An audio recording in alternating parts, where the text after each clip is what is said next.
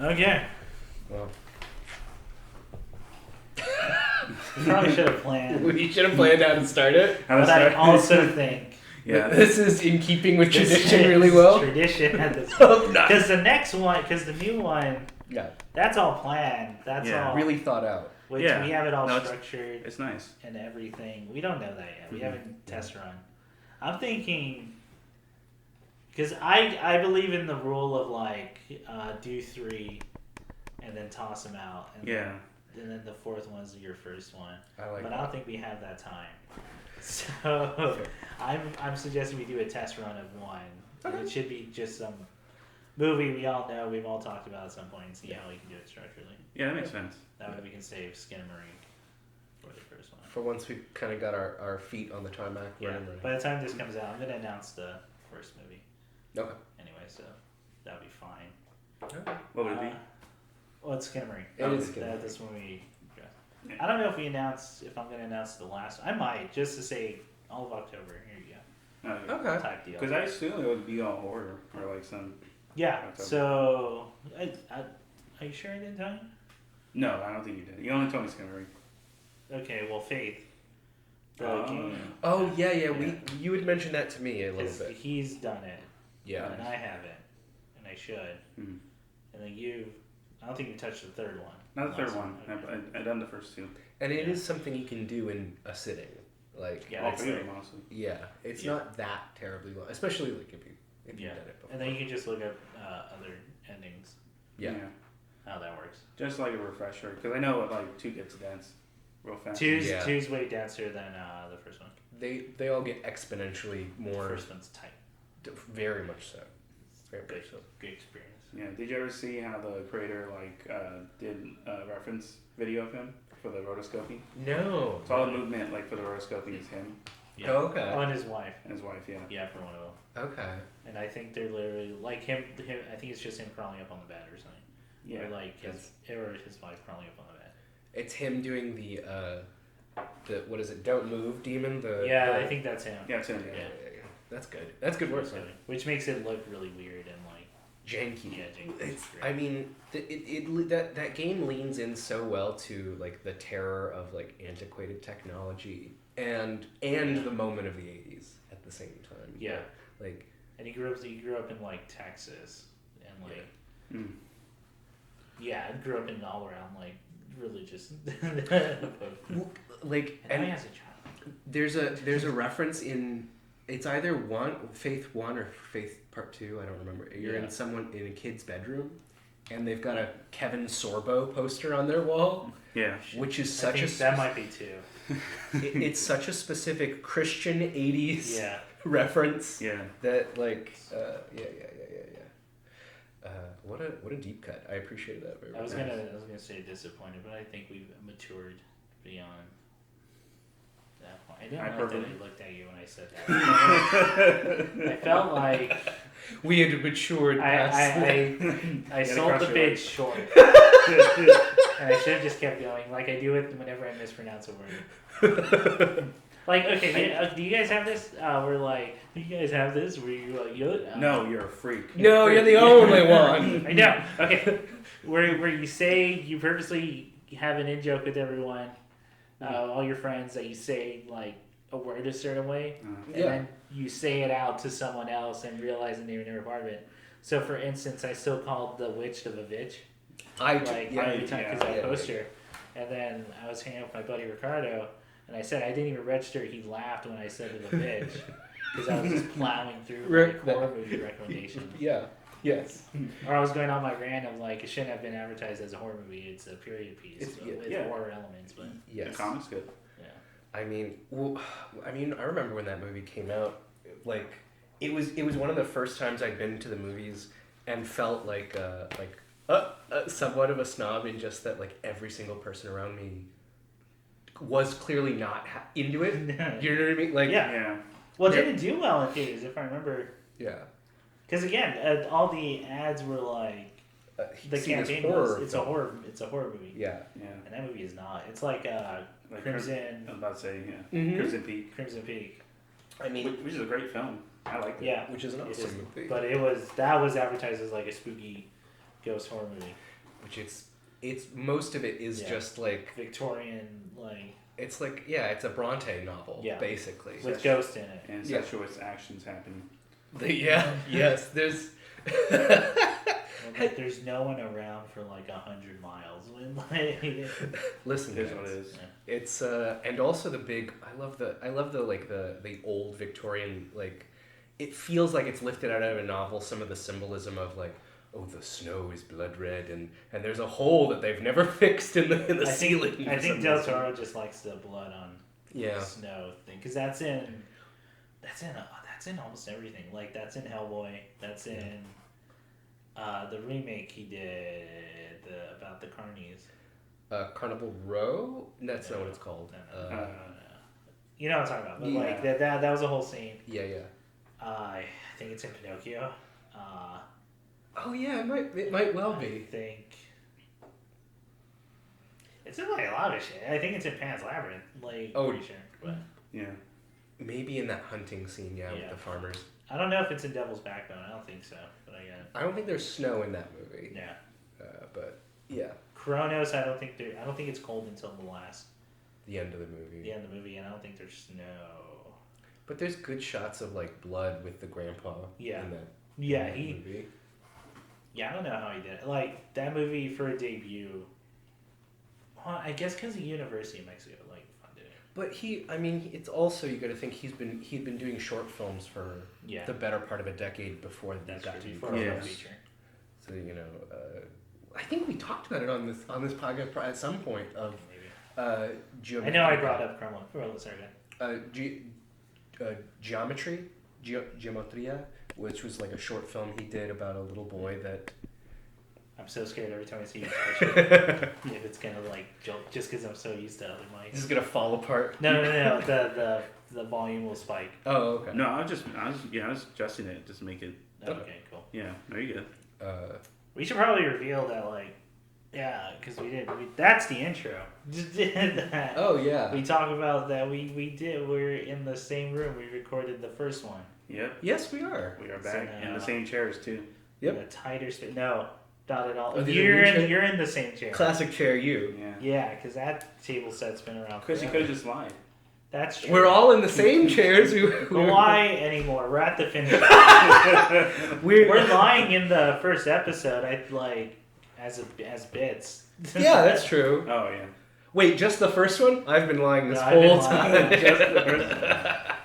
That's when I very stopped. Successful. Man, this room has changed possibly as much as we have. Oh, how's that for an intro? How's that for? And there's not a couch in here anymore. There's no. There's wallpaper. It's a different color. Office. Goodness gracious. Yeah. I mean, I'll never reveal whose room this is, but this was your twin brother, the deformed twin brother that you hid away in the house. Yeah, the one who had a nicer room than me. That's right. Well, you know the reason. You're looking at him, you know the reason. The ugly one. Who was handsome. What? Much like Kevin Sorbo in Hercules. That's right. That's the only thing I know from him.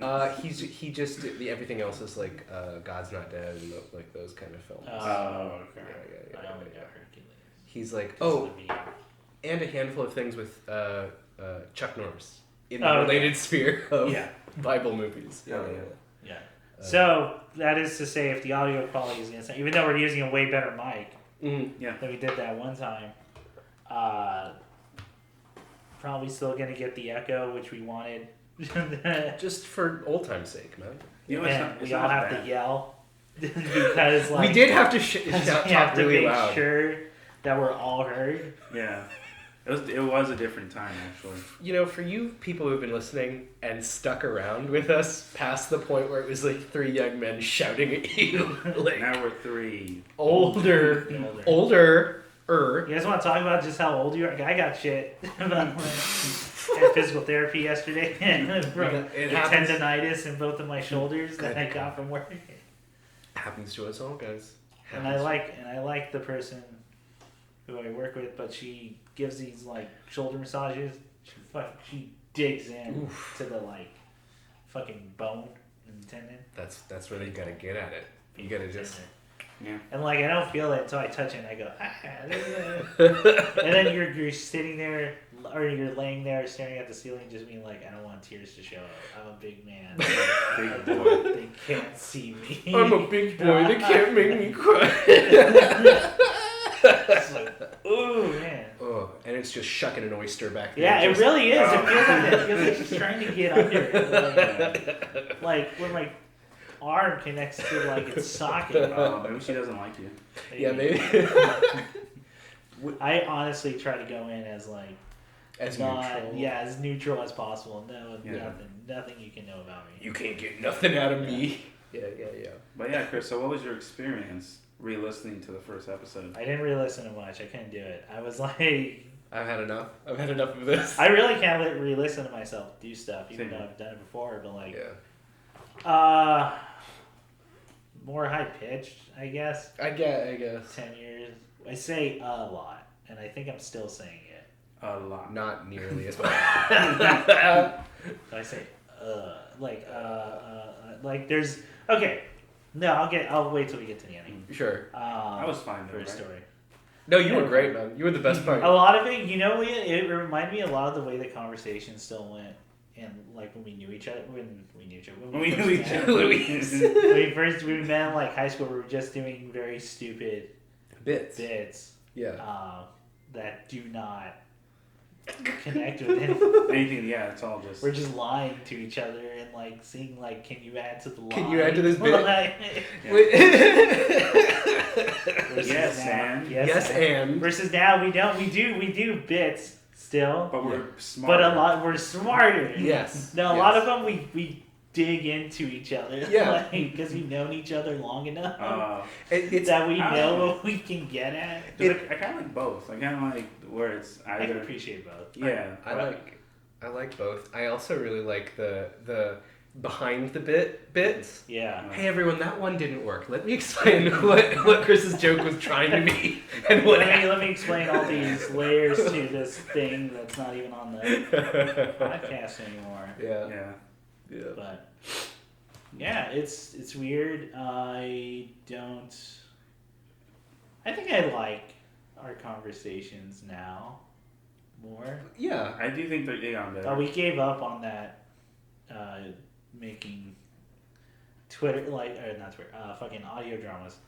Yeah. Because like that workload was nuts. Yeah, the workload was. Even for when I was in college, for the 3 that we did. And Yeah. then I was like, I can't. And then I also came to the thing of like, it's just going to be friends who are doing it, but I can't pay them because I have no money and I don't like that. Right. I don't like that I Yeah, can't. right. You know? So I would never do that now. Yeah. Which is really funny because we start off saying we will always be taking story submissions. That's not true. No one's ever sent me shit. So it's fine. We lied. Except friends who would contact me and be like, hey, would you be down to do this? I'm like, yeah, but I don't have money and I don't want you to Yeah. like give it, like let me do it if I can't pay you, like Right.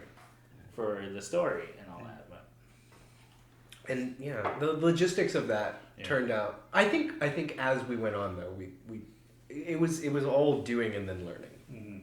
Yeah. And like so like it that's took it. us 8 fucking years to do something. Is it 8 or is it 6? I actually don't. You guys, Well, it's 7. 7 because 2016. I'm gonna check YouTube. Yeah. Go to YouTube. Anyway, it was 2016. It was 2016. As we said right before, it was like weeks before the election. It was a very different world. Yeah. Super. I think it was either the first episode or the second where I said I was looking forward to Titanfall 2. Mm-hmm. Trying I to can't remember. wait to tell you how that episode ends. What's the last thing we're looking for? Oh, I would love to know I what can was. tell you exactly because 6 years ago, Yeah. September 2016. Yeah. Yep. It's going to be like Kevin Spacey's in it. 7 years. Well, it's gonna be 7 years when this thing comes out. That's right. Okay, so I was wrong. It's not 8. So, like it's 7. It's not that bad. Yeah. Which you know. Okay. Most good shows only last 7 years, man. Only this last is 2 yeah. years. Yeah, that's right. Yeah. All the shows we like only last. Yeah. We're now because it hasn't been good shows last 7 years for a long time. That's true. Ever since streaming, we've talked about that. It's like Most contracts don't 2 get years renewed. or that. 2 seasons at that. Yeah. Mm. And then it's done. They just need enough for you to binge watch in like one go, and then it's over. Who cares? Yep. They made the money. We got your money. You too bad.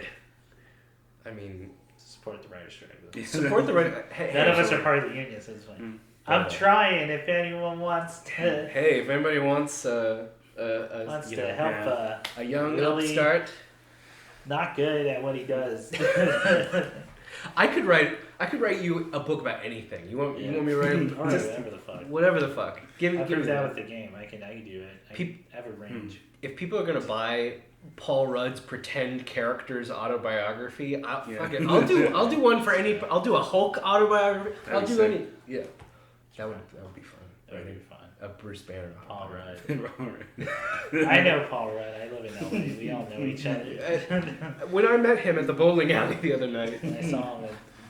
No, I was gonna name the bowling alley, but I don't want to do that. don't. Yeah. You don't want to do that at Paul The Rudd. real shitty bowling alley near here, but The Cosmic Bowling on Sundays. Yeah. well, Cosmic Bowling's like that's not just our bowling alley. That's a yeah. bunch of things. That's true. But it's always funny to tell someone, yeah, you ever do Cosmic Cosmic Bowling bowling? as a child, and you're like, this shit's wild and awesome. And you're like, no, I didn't grow up in Hispanic stereotype where your birthdays were at a bowling alley. I don't know what it's like to have my dad have like 3 pitchers of beer while all the kids are like one lane over. No clue. I remember their pizza. I don't know if the pizza's still good here because it was all right. Yeah, it was all right that the mini golf place had Yes, all right pizza. The mini golf. That's here's what we can't say about is it's a filmic iconic location. Supposedly, I think it was a different one. Was it a different one? I don't know. Like, I gotta double check that. Well, they had to shut down where the water slide because people died. So they shut it down and then they sold it to the electric company. Is that really what happened? I just thought they sold it. Well, If they died, that's way better. Because, like, that's a better narrative. It's been long enough, right? It's 84. What? Yeah, that's whatever. You think, like, you don't want someone to say when you died and when you died was great. now For a is this to narrative. blow you or like me? Like I feel better knowing.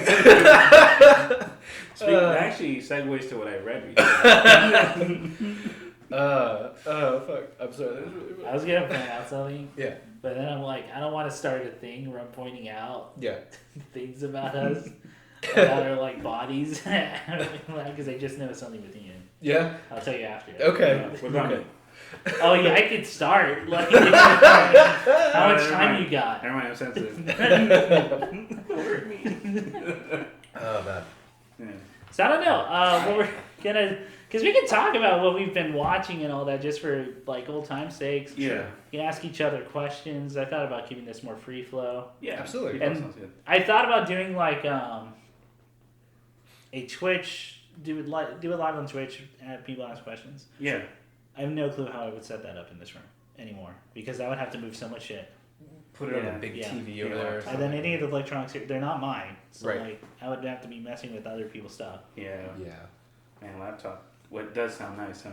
Yeah, but Yeah. my old ass laptop, I'm like trying to just get all the data off and then so I can afford to buy a new one. Mm-hmm. But yeah, that's where we're at. Yeah. So I don't know. Let's pick something. Let's pick like Okay. thing we watched that we really want to talk about. Let's start with one Okay. each, Okay. and then we can just ask each other random bullshit questions and like Okay. that thing people like hearing where it's like, oh, what's your answer to this? And Okay. All right. All right. a little bit of old cracked after hours style. All right. I like that. I like that very much. That sounds good, yeah. Yeah. So we'll start with you, Nick. Have Yeah. you watched anything? You play anything? No, just Yeah. kidding.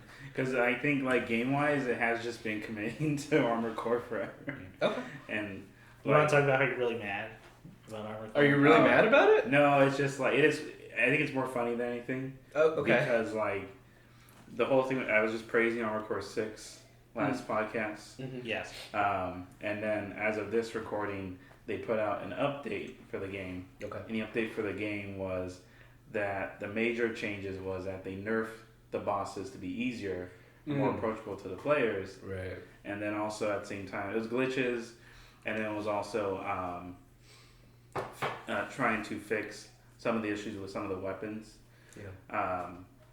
And my thing was like when the update happened, I didn't find out what exactly they nerfed or like how the specifics of each boss. Yeah. And you know, it is from software. It is, and going off of now, they have a history of Souls games, and now they have like an approach to bosses and having these sort of like the bosses have like stages and acts essentially, like final phases and all that.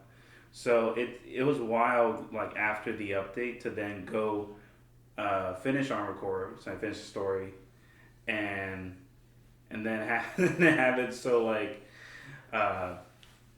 I felt kind of unsatisfied with the boss fights. Oh, okay. It not too bad, but I did feel a huge difference after the update when you start New Game Plus. They have like New Game Plus, which is not that much compared to previous Armored Core. Mm-hmm. Where some people say it's a negative, I don't think it's that bad, but I understand.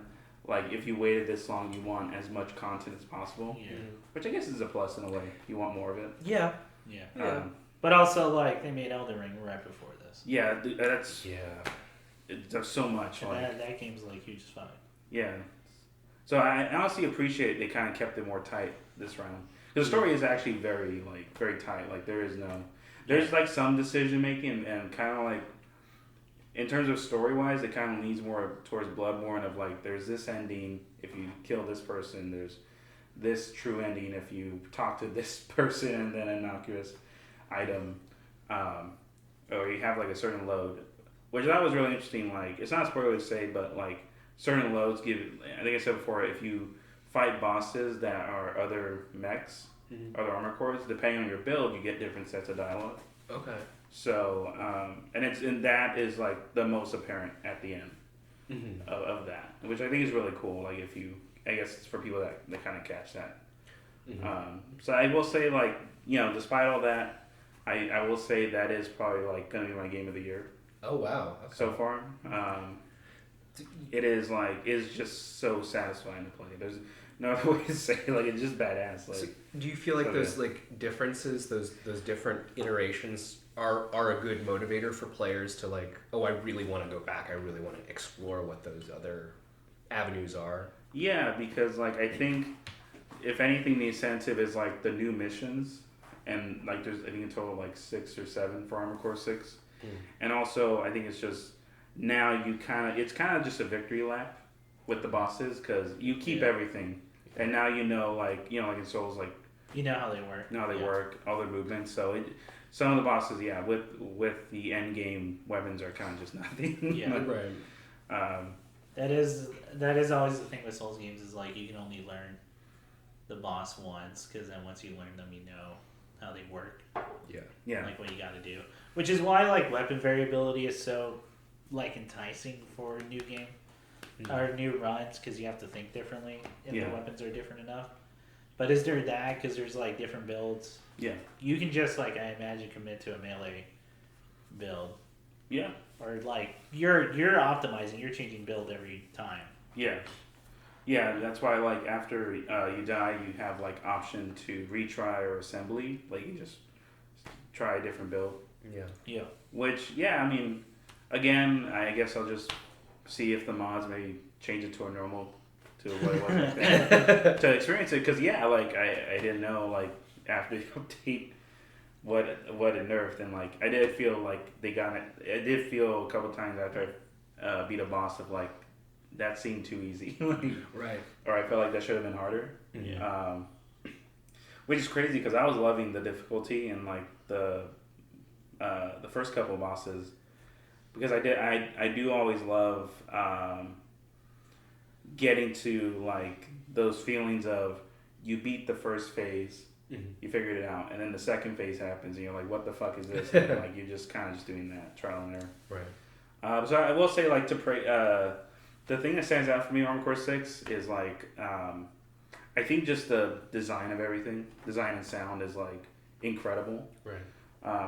There's so much praise to be put about it, but I think what I loved about this iteration of Armored Core the most is like I think just the scale of everything, like the way they're able to have these mechs feel so small to these giant, like, I guess another way to put it, like industrial, like brutalism, just like every machine around you feels so overwhelmingly huge. Right.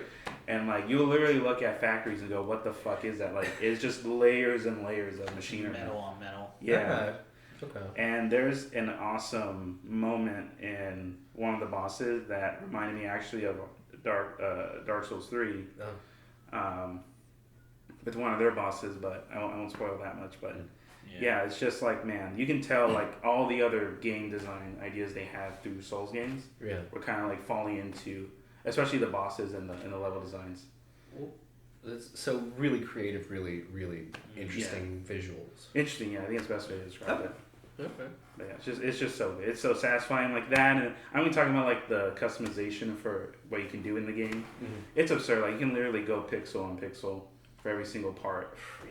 Really? Of all of it, yeah.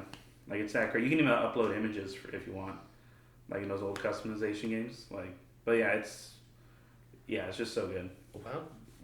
Well, Nick, I'm happy for you. You finally got a game that you love brought back, and I'm so sorry they turned it into a difficulty for little baby bitches.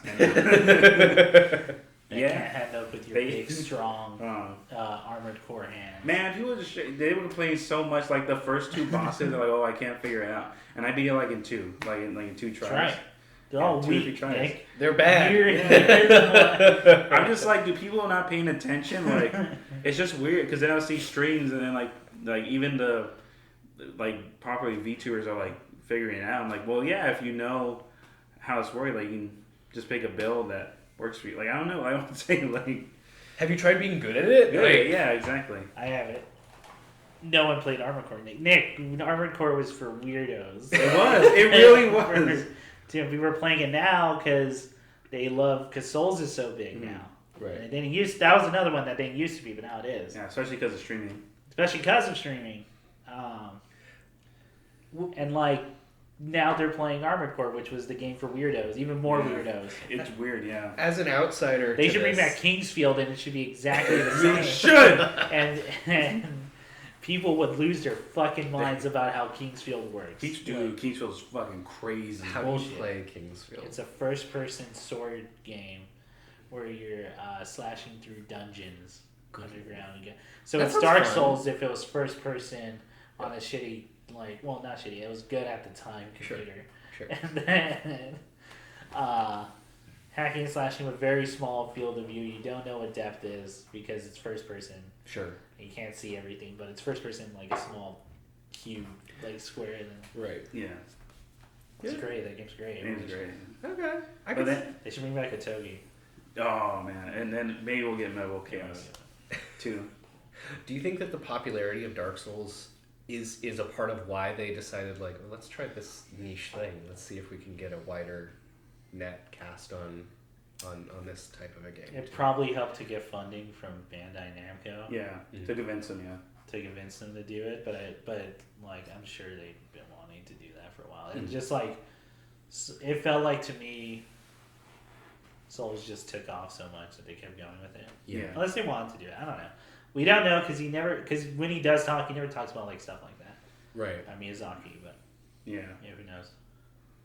Anyway, it's great. I can't wait to check it out. Absolutely. No, I mean, again, the sound design is fantastic, and yeah, for me, I think what always stood out to me was just because there's praise for the gameplay because it's weird because the gameplay itself is actually pretty limited compared to 4 and 5, but I feel like it's more intuitive. It feels like it makes more sense the choices.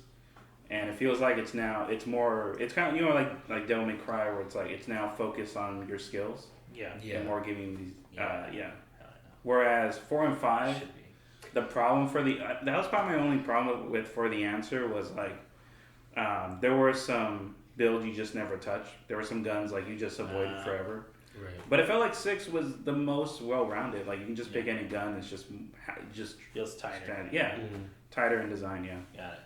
Okay. Well, some Souls games are like that, where you're just like, why would I ever use that weapon? Yeah, just don't look at. But that's part of the progression too. Like you find this here, but you're gonna find a better version. Yeah. But like if it's Armored Core, where you can choose anything at any time Good. for a specific mission, it makes more sense to make them all viable. Yeah. Yeah. Yeah, I'm trying not to describe some of them because they're pretty. I heard about the whips. Yeah. Like whoopish. Yeah, like what? like an Iron Man 2. Yeah, it goes. Okay. And you're like, I wish I was me. Mickey. I wish I was the NASCAR. Hey, are the cars in that? Did they just say NASCAR cars, or did they say like the NASCAR? I imagine it's like ATM machine, right? Yeah. Like, it would just be shit. Yeah. Machine. I like the idea Or chai tea. Well, chai tea's bullshit. Chai tea is ridiculous. It's just ignorance, really. But NASCAR as the thing. These the actual vehicle. NASCARs are the cutting edge of design. I'm sure they're just called stock car or whatever. But like, yeah. Probably, yeah. Or Lightning McQueen's. Dumb. Yes.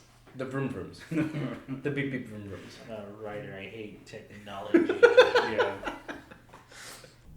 Hi, this is Nick, one of the co-hosts for Storyteller Cast, and I am doing this testimonial as a way to celebrate and appreciate other co-hosts, Ian and Chris, for everything I have learned and appreciated through the experience of not only doing the podcast, but also doing streaming and learning how to maintain the schedule. And in the beginning, it was actually me trying to do more of the audio side and then maybe a little writing. In the beginning, there was this sort of just idea of maybe we can try to do the things we would really want to see more of and stuff we just wanted to do. And this was just an outlet that had its own freedom in that regard. And thankfully, even though sometimes on streams there might be some stresses or there might be some issues back and forths, there was still always this desire just to have fun, just to have a lot of fun and make sure that whatever we did as a trio or as the host, Chris, that we would make sure that all parties are into it, that we're contributing in ways that mean a lot to us and what our perspectives on certain media was. But I think as the years went by and as definitely the experience was being gained, there was a sort of thing of sort of realizing and learning about ourselves. And that part of it I always loved the most was just these interactions where we're learning about the media and then learning about ourselves and why we enjoy it and what our perspective is. And that was honestly the most fun, was always those moments of us sort of clashing a bit or our views and opinions on something differing in a way that we could definitely make a good segment out of. And it was funny because I didn't know I was learning all these techniques and made me realize I really want to direct something and write something. And more than anything, it made me really appreciate that I'm experiencing finished work and learning these experiences of development not going well and everything not going well, but the fact that everything media-wise we talked about and praise and make fun of or stuff we have strong opinions on, they're all finished products. And to me that was really inspiring, was that after each podcast we got so much out of it.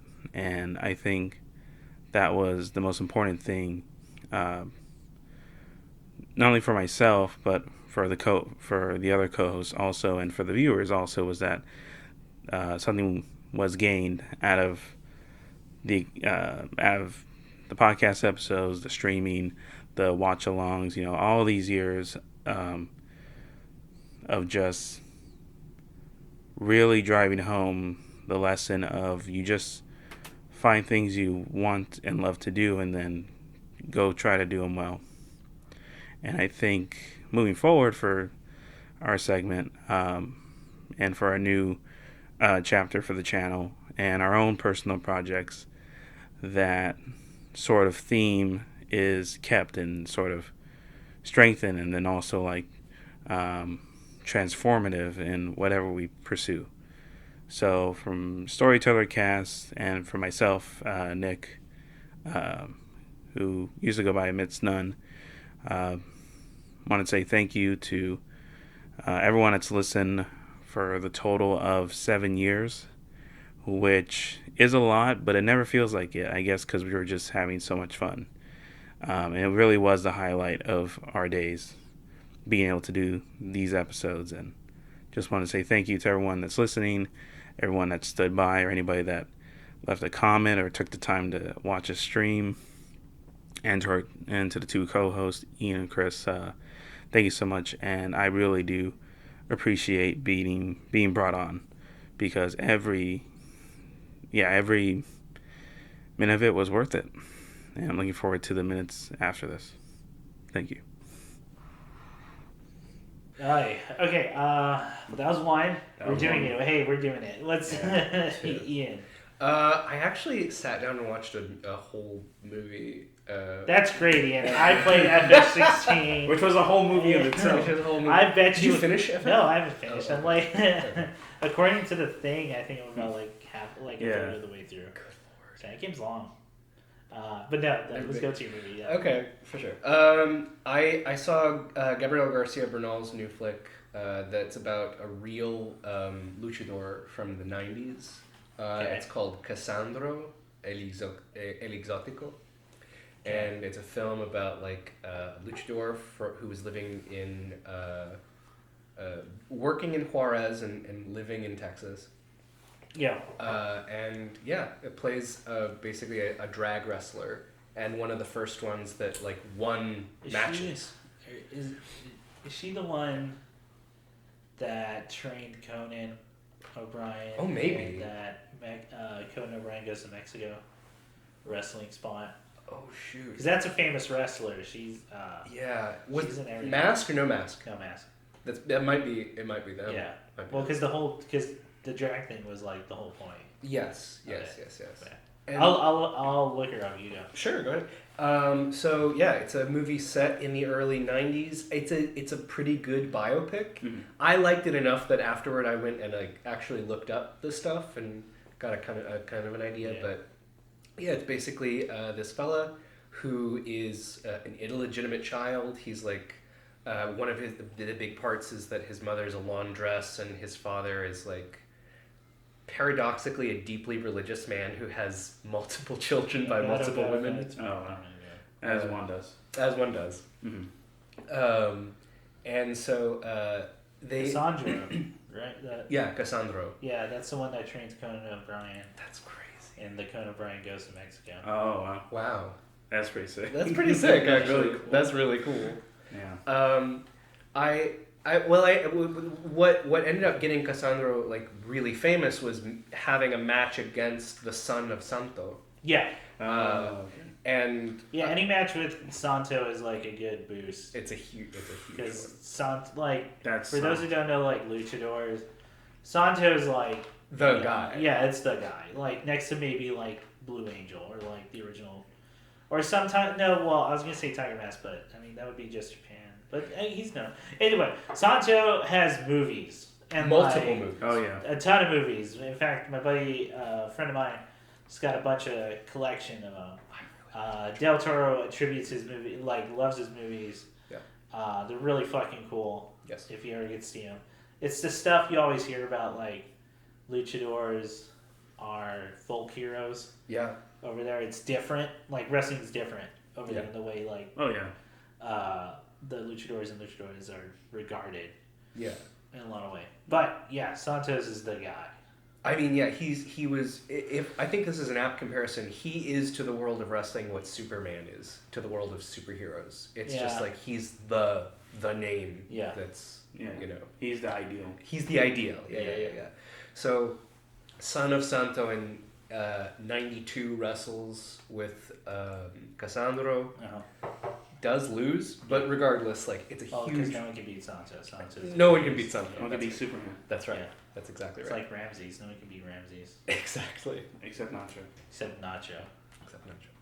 That's WWE. Yeah. Who then became king in Tekken. He became. Oh. Wait, did they make a Tekken character based on? No, well, sort of, right? He's helping loosely, because like in the beginning, it's like let's say Nacho's king in 2 and 3. Okay. And then when Armor Core, that's right. when the Armor Core robot turned into a robot. They teamed. He was hired by Zaibatsu Corp. Sure, that's right. To kill everyone. Because King trains Nacho, and then King becomes Armored King. Okay. And then the King now is Nacho. Oh, okay. He leveled up. Okay. Because you see in the opening cutscene for the arcade opening for 3, he's training, and he has the mask off. But it's supposed to be a combination of like, because Nacho's a real guy. Like the Nacho for Nacho Libre is based on a real. Oh, he's a real monk. Yeah. Real monk who Really? did that. Yeah. So it's a combination of him and Tiger Mask. Yeah. Okay. From Japan. So like. Okay. That. Which is why he roars, doesn't talk. Okay. Did you know panthers aren't real? What? I've been telling this to everyone lately. Did you know panthers aren't real? They don't exist. Like categorically, they don't exist. They don't. Yeah, panthers are just jaguars or cheetahs. With jaguars or cheetahs. Yeah, depending on what you're looking at, who just have fur discoloration and it becomes all black. Oh, like penguins. Yeah. Okay. So, like, it's just a generic term for a big black cat. Yeah. But no, you didn't know that if you're in, like, just walking around the fucking jungle. Sure. And, like, hunting and gathering. Sure. Yeah, it's just a black cat. Yeah, you never say black jaguar or black. That's panther. That's true. Yeah, that's true. Okay. You didn't have time to check the genealogy. No, like, sharp tooth, bad time. No. Because I mean, you're not gonna get close to it. Yeah. Anyway, a friend of mine described this as devastating info as finding out the Domino's tracker isn't real. The Domino's tracker. No, what? It's never been true. I know. Yeah. Wait, no, they wouldn't lie to us. How would they even? Here's what you do. Yeah. You order Domino's from your computer or laptop. Okay. Disconnect it from the internet. Oh. The tracker should still go. Because it's running out of cookies, and it's just a timer. Those. How dare they? Okay, my buddy was joking about it being as devastating. The Domino's thing is way more hard. That's so much more hurtful to me. Corporate lie. It's heartbreaking. Because you realize that you've fallen for a trick that a child would fall for. Yeah. That's what it is. They just put a clock in front of you. And they said, when that's done... Your pizza will be here. Ooh. All right, I believe. Oh, Jesse's checking. Oh, Jesse's checking again. Oh, good. Get the thing. That's up there with the lie of if you turn your light in the car on the freeway, it's illegal. My mom believed that whole ardently. Fucking the thing. Yeah. No, but that's so like, because it sucks to drive with that thing on. Yes. At night. It's like a sun. It's just annoying. Glare machine. Yeah. Yes. But no, it's not legal.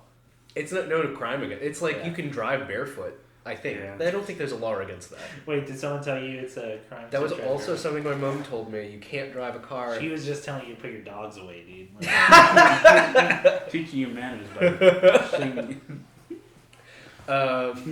But just to kind of wind off that thought, the performances are really good.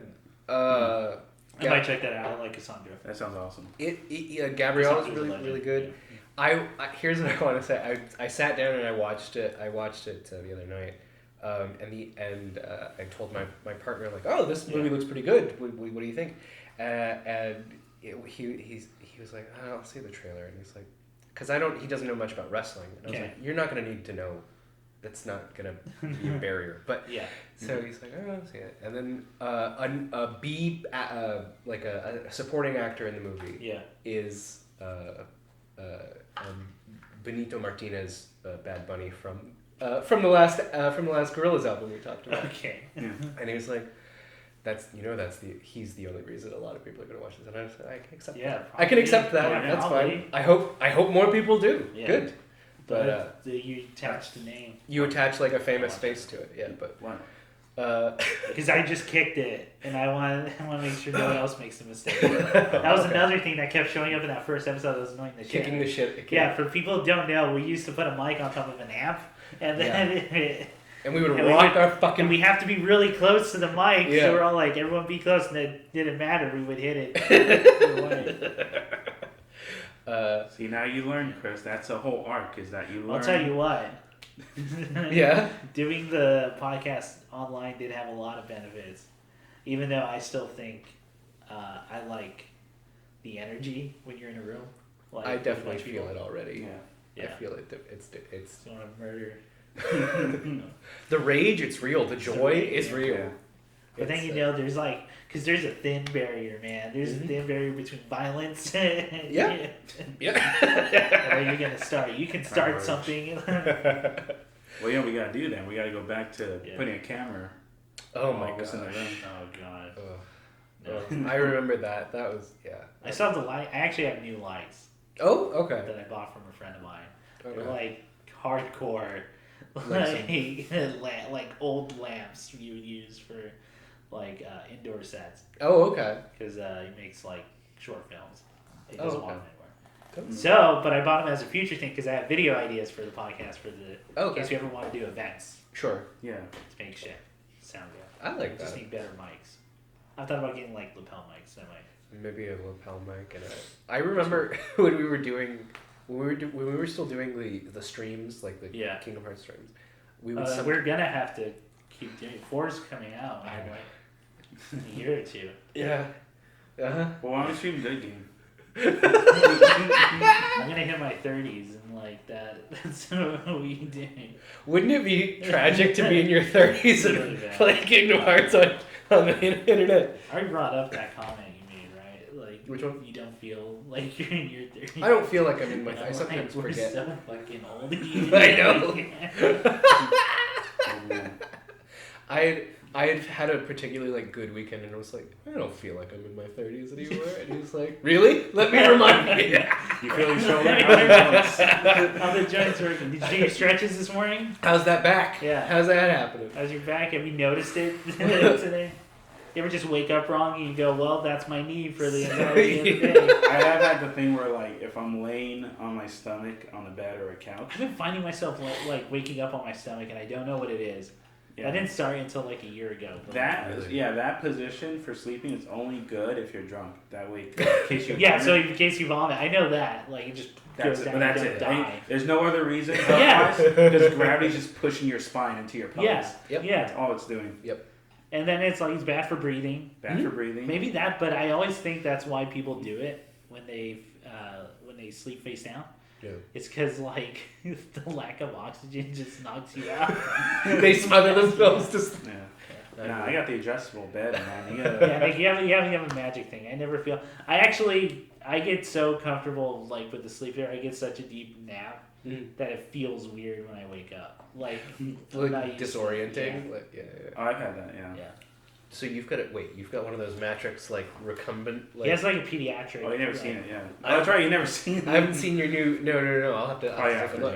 Oh, yeah. It's had for you. It's crazy. I've had it, I guess I was recording, like 3 years. Oh, okay. Yeah. Okay. It's weird, because now, like, it's gone cheaper, like, it's now part of, like... Yeah, I'm buying one now. Yeah. We totally should. Yeah. But back then, that was an investment. I thought I invested a lot. Yeah. It was funny because, like, I thought it was too much money, and then I laid in it. I was like, "Oh, this only thing saving me." Crying. This is the only thing saving me.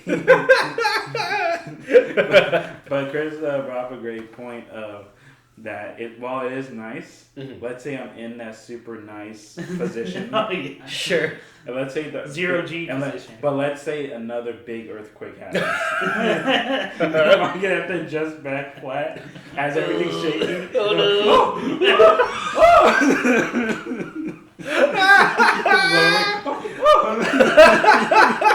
Yeah. You're like, it's hell. Wait. No! Is that fucking John Barenthal meme of just no. Everything's shaking. So what? Do I have to scoot? And now I'm like, Oh, yeah. No, it's fine. It's not fine. Like, oh god, dude. Yeah, you're getting like. Yeah, what if you die in that position? Ooh. I mean, we'll remember you forever as you were. Forever as you were. That reminds me, speaking of dying, would you guys... well, two things. One, I don't know, I feel like I've asked this question before. Maybe you guys ever hope someone just breaks into your house so you can unleash your violent urges? As I've gotten older, more and more. More and more. Is that what you did this week? Two. How have you baited your house to feed your dark passenger? You gotta be like that guy who says, hey, house, gun, and then house, gun. Mr. Smith. Or just that one scene from, series of scenes from Ninja Assassin. Oh, yeah. Fine. So that's where I've seen Ninja Assassin. I saw that shit in theaters. But when someone pulls out, or you think someone broke in and he checks all the weapon slots and it's just all these things in his house. Yes. In case he's ever there. That's what I need. He's a cool guy. I thought about doing that with Nerf gun. What? Oh. Just with the tape small, them under your sink? Yeah, just... Or water gun might be funnier. That would be Yeah. Like a pillow Nerf gun. Yeah. It's really the cereal box gun. The kaboom. Yeah, the kaboom. Oh my god. Or a super soaker, just filled up. And then you can just pull that big lever that unleashes all the water. Oh, Do they still make super soakers where you can put ice cubes in the I think you got to get creative about the size of it. You might need like those little. You've got sliver ice, so that might be crushed ice. You can just break ice. Yeah. Well, yeah. I mean, you can or fit a small squirt gun into like a fridge or something. Yeah, you can melt ice too. Yeah. Hot water. The technology's amazing. That would hurt. Just pee. Just fill it with pee. Fill it up with pee. Yeah, classic. Yeah. Anyway, two, when we die. I was thinking for our friend group. What? We all have to make a video where we're all doing katas in front of a shitty green screen. So that way that could be our credits.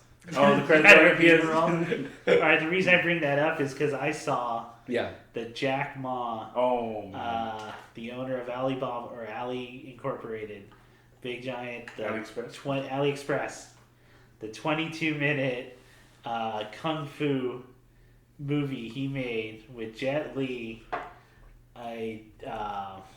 Oh my god, Donnie Yen. The dude I always forget. It was all. Yeah, it's everyone. Anyway, it's the dude's power fantasy. Sure. Because he's rich enough to do that, and it's just him taking them all to school and very. Whenever he's in the fight, very poorly choreographed. There's shots in there that I'm like, where's the action? I don't even know if that punch connected or not because you cut away. It's weird. I'm gonna send that to you. You'll get a bigger joy out of that. I would like to see most that. people. It's really great. 22 minutes, and it ends with him doing that contest. With the weird joke about his stinky feet, or asking people if they've eaten. What? And I don't know what it's his feet. About. Yeah, he's got stinky feet, and he's asking. There's a whole bit about it. It's with Donnie Yen, and that's good. Lord. And it's weird. Wow. Could you imagine being so rich no one tells you no anymore? That's that's exactly what I said. I'm like, I think I told my buddy Ricardo, who I watched it with, I think people need no people in their life at that point. Which obviously, no shit. Yeah. That's not anything new. But I mean, then this happens. And then this happens. But also. Yes. But Isn't it better you Yeah. put resources to this Yeah. than to maybe fucking up the planet more? He's probably Sure. maybe AliExpress still is. I don't know what that does. Yeah. And What's that company? Do you know? I have no clue. I'm kind of scared to look up. AliExpress, the online shopping. Is that what it is? Well, I don't want to give an ad, but yeah. Okay. It's like Shein, I think, right? Yeah. That online. Temu. Temu. Yes. Well, I thought Temu was like the gambling one. Remember like Honeybee, I thought Temu was the Bumble. no. Temu's the one you buy from it's like Amazon but from China.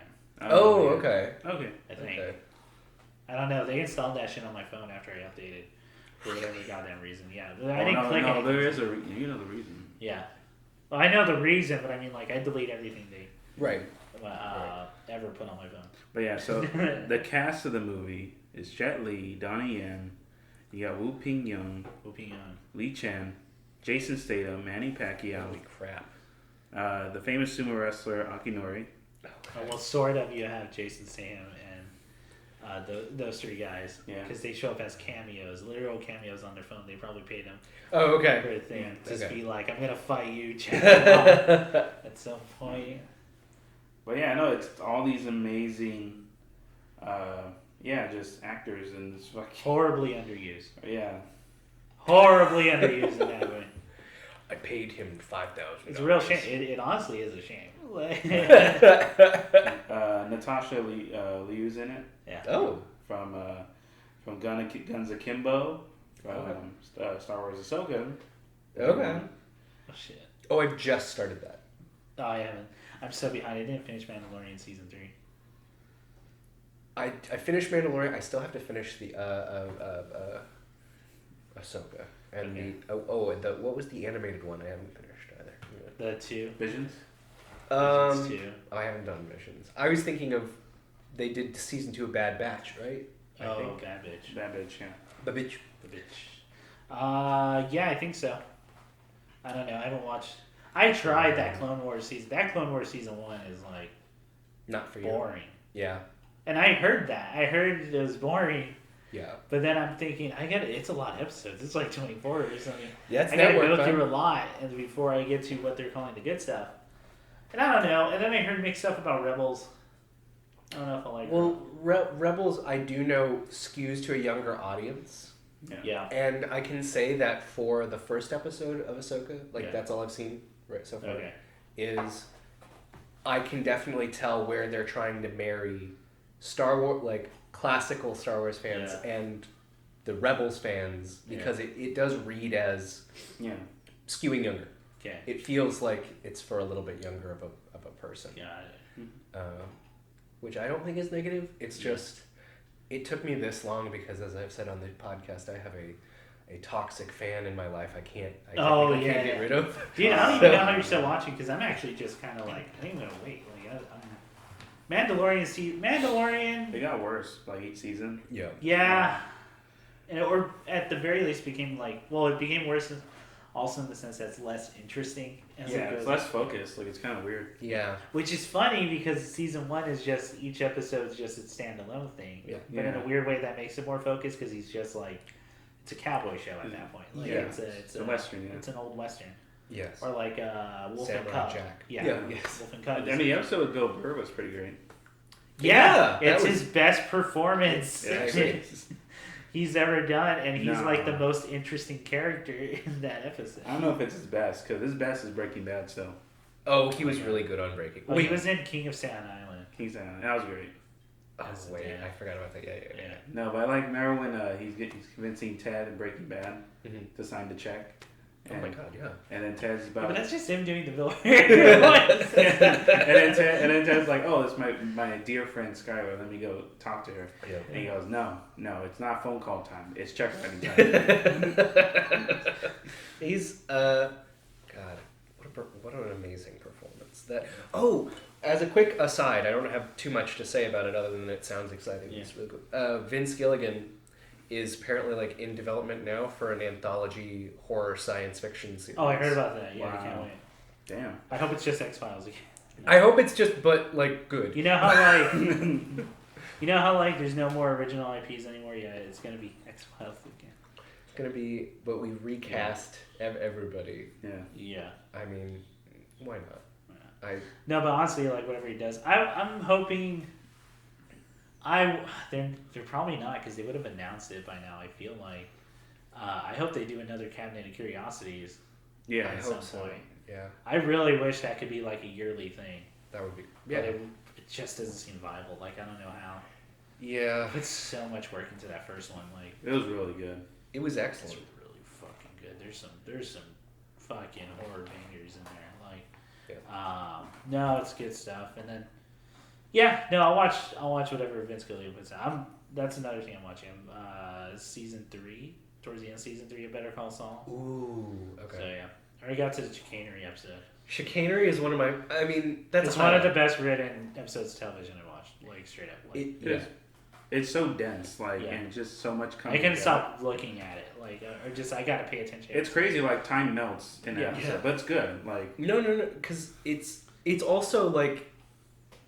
I mean, it's amazing standalone performances, but it's also there's the element of we've had 2 seasons to build up to this moment, and holy shit, it's really happening, you know. Yeah. They're just all so terrible. Everyone sucks. But I think the brother is way worse. I think Chuck? Yeah. I think Chuck is an asshole. Chuck's the fucking worst. Chuck's a psychopath. Well, like, that's the crazy thing. I think Vince. It's hard because he's ill. Very much so. Yeah. But also, like, fuck him. Like, but he also is like. Well, that's the thing. Is like Vince Gilligan. One of the things he said is like, Jimmy is a really nice guy. Yeah. Who does awful things. He does bad things. And his brother is a shitty guy who technically is working doing the right technical thing. Yeah, and I was like, even as you said, because the whole dude, I had that whole conversation. But the whole thing about people like you have to follow it's the law, and it's like, well, okay, then it could say anything. Then it could be any. If the rules were murder, do you murder? Or like any discriminatory like segregation? Yeah, absolutely. You can just go with the real shit, which is the way jail systems work, the way the racial discrimination. Jim Crow law sacred. Yeah, Jim Crow was the thing. You want to fucking follow that? And like, it's really interesting because when I fucking hate him. Like, I hate those kinds of people so much. Like, when his older brother is talking, and when Chuck, leather veneer Chuck, comes and talks about justice. Yeah. There are moments where you're like, okay, I can totally see where these gentlemen are coming from, but they are definitely. I agree. They're viewing a very rosy color on what they do and because it's their job. Just their job. It's their money. Like. And I think like a level of the show that is handled really interestingly is that Jimmy is just such a weird mirror to both of those men. Both of them, yeah. That makes them really uncomfortable. They don't like thinking that there's any DNA shared between them and Jimmy McGill. Yeah. And then it's like, maybe. You know? Yeah, and that's when he breaks bad. That's when he breaks bad, you guys. It's all good, man. Yeah, but I was telling Chris, well, I guess spoilers for Chicane. Yeah. I mean, because isn't that episode like 6 years? 6 years, yeah. 6 years. Come on. Also, is this? But no, like that was the whole thing. Like that's not even getting to like what made. Yeah, it's not even like what. It's not even getting to like what made the episode like so clever in its like use of like playing with and actually challenging the law itself. Because, well, for starters, the big thing people point out was that recording someone without their consent. Actually, in New Mexico, it's one of the only states that only allow one party. Which is insane. You can just record anyone. Yeah. Okay.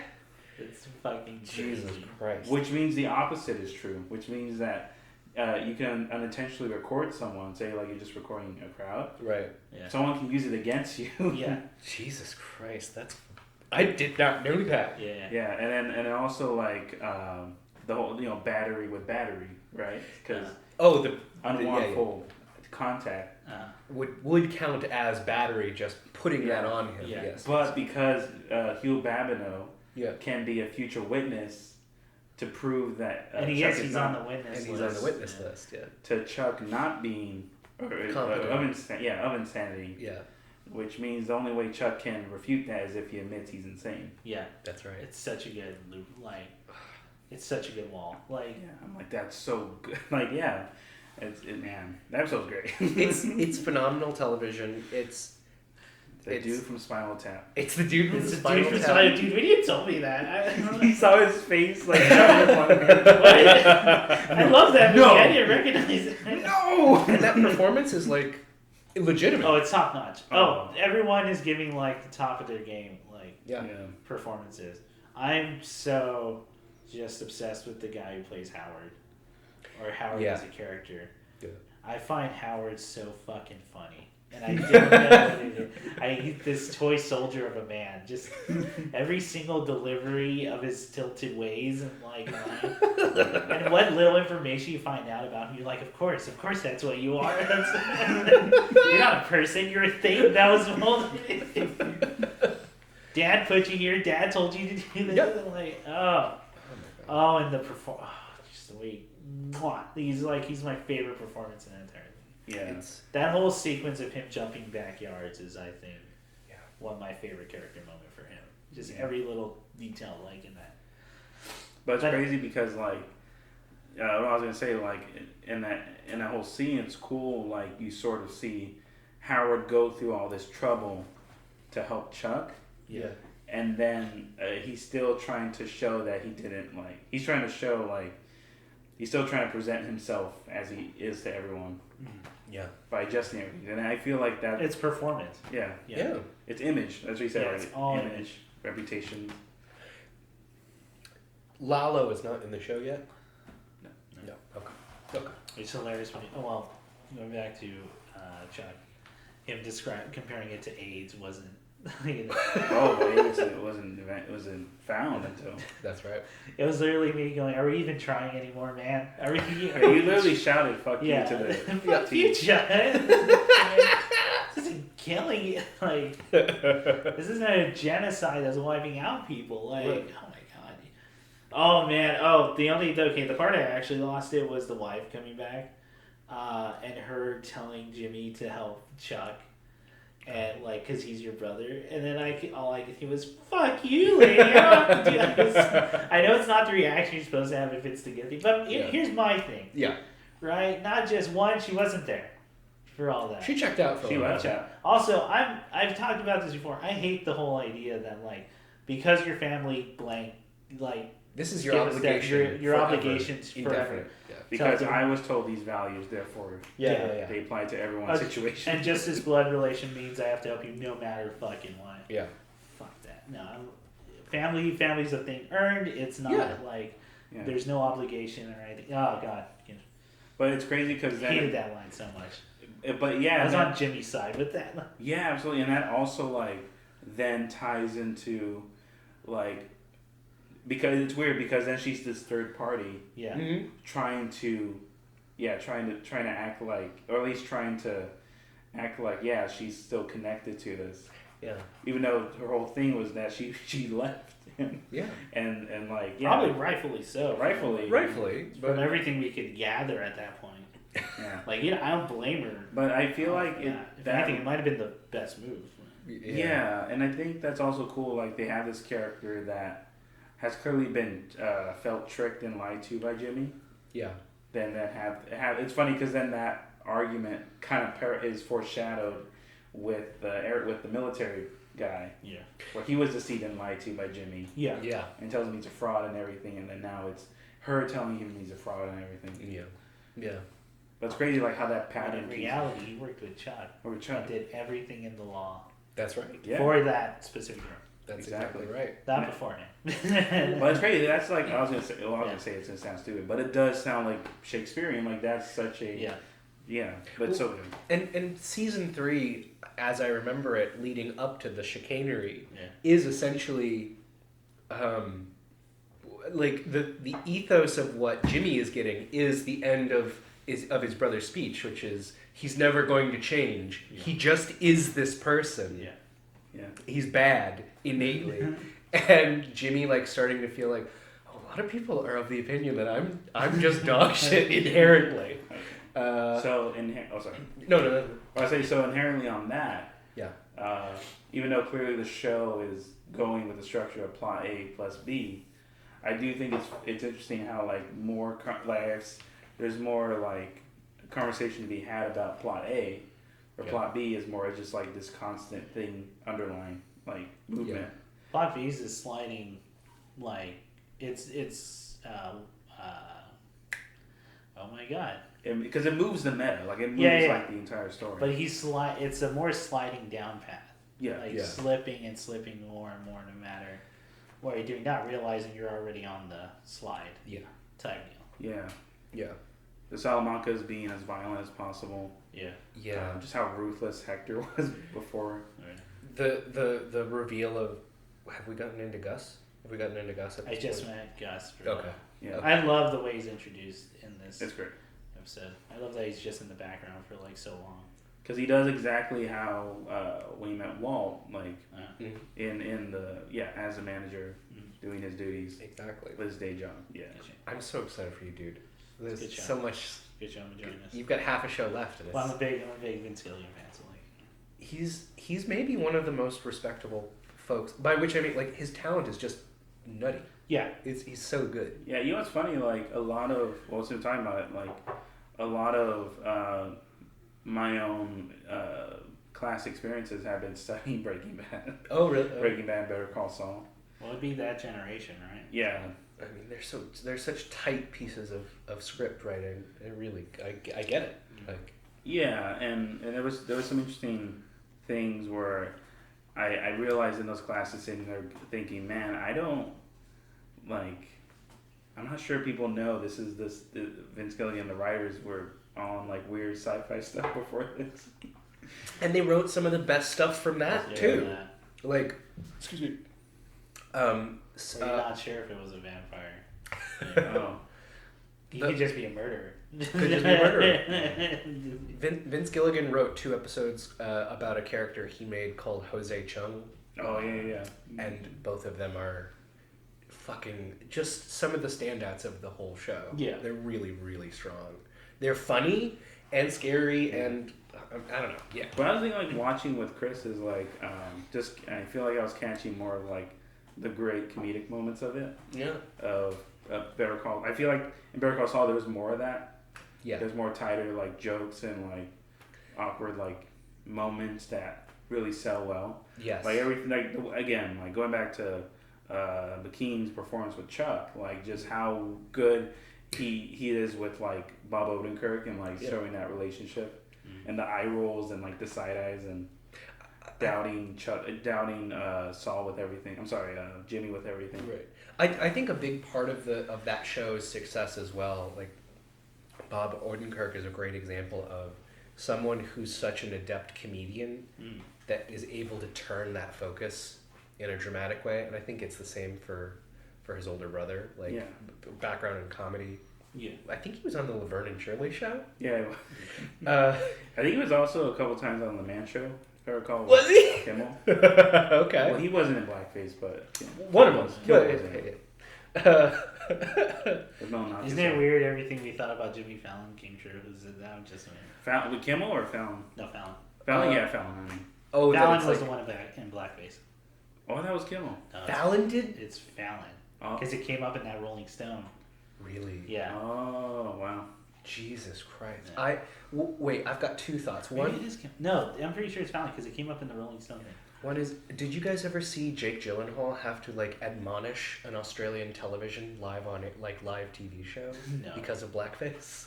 No, I know it's a problem in Australia and it's fucking weird. It was like that's still a thing. The 2000s. Yeah. It was 2000 something. He appeared on a variety show where a family did a minstrel show.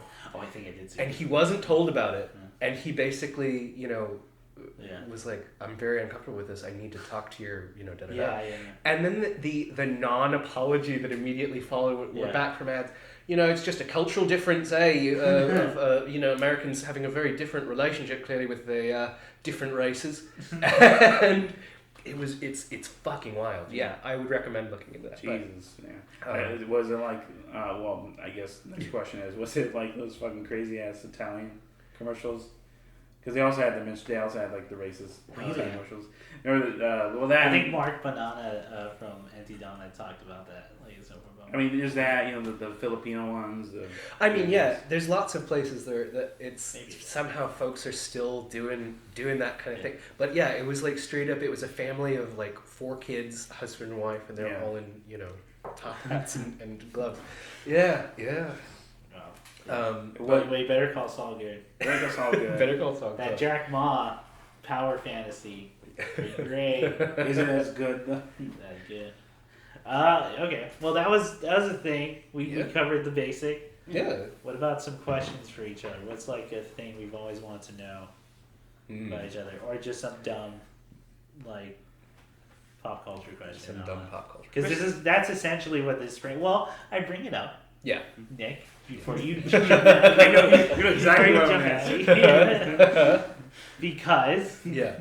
That we based this on a couple different podcasts, and one of them was Cracked After Hours. So yeah, one of the finest. Oh God, that sounds so silly, but I mean it. One of the finest pieces of assemblage. One of the finest pieces of internet media. As I swish my snifter, I assure you. I didn't feel bad when they were trying to introduce new characters at the end. Yeah, like a new set of people. Because I thought like those were. At least 2 of them I was already aware of, and they were funny people. Yeah. Like I was like ready for. Plus, I like the punchlines to those last 2 episodes a lot. Yeah. Oh, this isn't gonna disrupt the other ones, right? No. They're gonna have their own thing. They have their own thing. Daniel, is your point that movies aren't real? Yeah, but like, I proved it with fiction.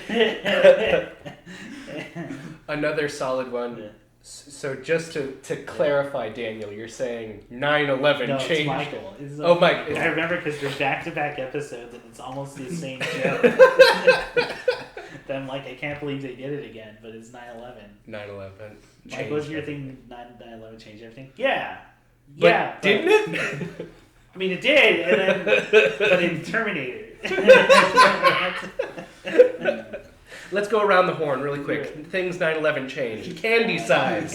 I can't bring my hand cream on.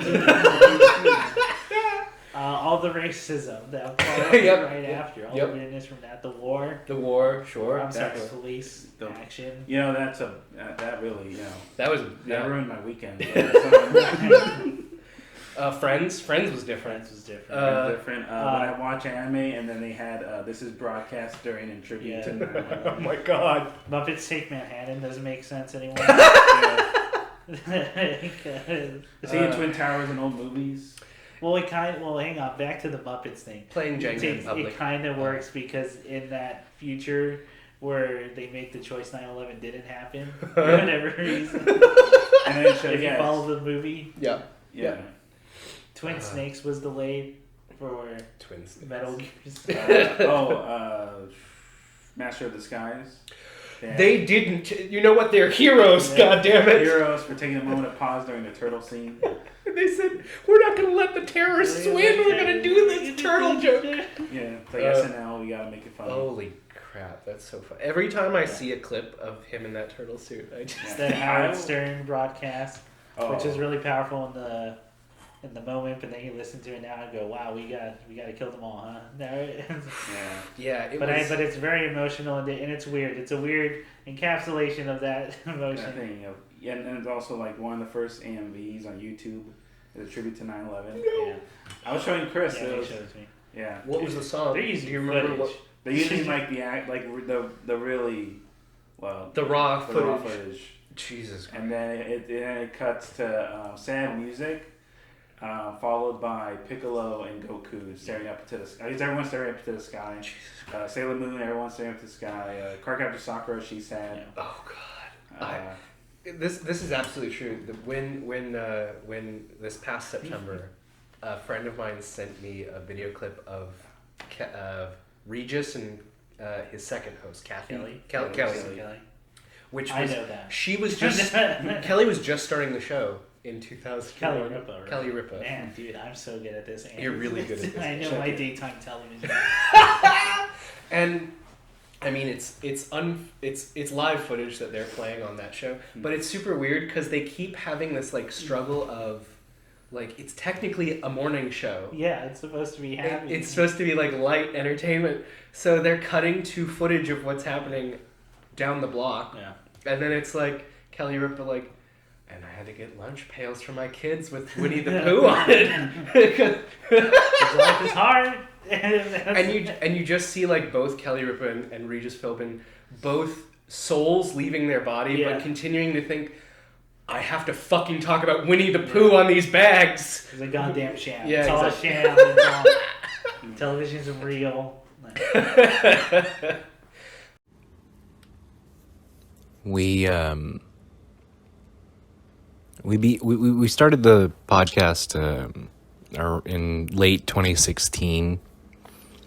I don't actually remember how long the preamble part was. I don't really remember how long it was from the conception pitching of Chris saying, "Hey, I've got this idea for a thing for us to do." Going from that to the first record, it almost completely lost the sands of time for me. What I do remember, like one of the first memories that I had of the show, our very first recording wasn't at any of our houses. I don't remember whose house it was. My memory of that was it was late 2016, and we had, as got worse actually in our lives as we went from our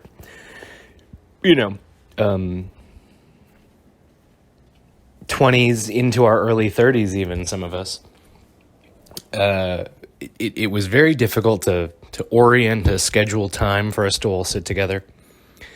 I think this was shortly after Kingdom Hearts playthrough. Anyway, we got together at somebody's house who was having a birthday, and Chris had brought along recording equipment. And at some point in the evening, after we had a nice time sitting around on this veranda, on this porch, having drinks and food, I remember we went into the house, into a bedroom, and we shut the door, and the three of us sat in a circle, and we started to record the very first podcast.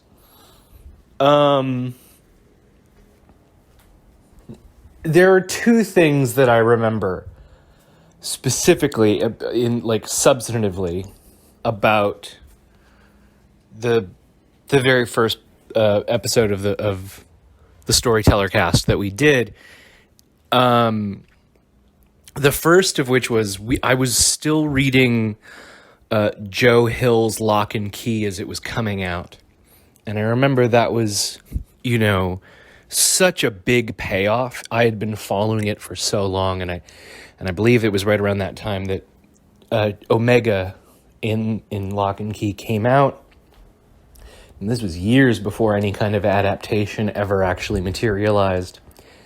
And it was a great piece of horror fiction, kind of the bread and butter of the show in some ways. Like, thematically, it's dweeb shit, it's horror shit, it's comics, it's Stephen King. It's I think it circles a lot of things of what we talked about. The second thing I remember us talking about is the value in a callback. Like the value in a running gag, the value in a callback. It's one of the fastest ways to get an audience on your side, to build familiarity. Just make a reference to something you said 5 minutes earlier, and good God, suddenly everybody thinks that you're, oh, I'm in on it. I'm connected with this suddenly. It's fascinating to watch it happen. It works for stand-ups. It works for novelists. It works for, other forms of prose fiction. And I remember us talking about the bringing things full circle. That, you have once a callback, maybe twice a running joke, 4 times or more. You could then get the same joke in a new context, the same reference in a new context, and suddenly you're confronted with like, oh wow, look at how we've transformed, even if it's a small one. So things being full circle. I think Lock and Key and full circle are, honestly, I made them 2 points, but they're almost the same in that. We had our eye on what we were passionate about creatively. We had our eye on, like I said, those horror things, those dweeby things, those comic things. And I think that our tastes have changed with time. I think that you can go back and you can kind of see the evolution of a lot of our refinement. 7 years. What a weird thing. 7 years. But in 7 years, you can really see all of us, go through so much change. I'll speak for myself to say that I'm a very different person to who I was in 2016. And I think, the world is a very different place to what it was 7 years ago. I think we've all changed a whole lot. And it's fascinating to look back at those old recordings, to look back at the playthroughs of Kingdom Hearts. And holy shit, what a gambit of experiences, of emotions. Because, in the time that we did it, in all the time that we did these recordings, I think you really do get the highs and the lows of what's going on. I mean, we do our best to, present something fun and light, but, the 2016 is before I was the only person in my family still in the state. 2016, I hadn't met, the person that.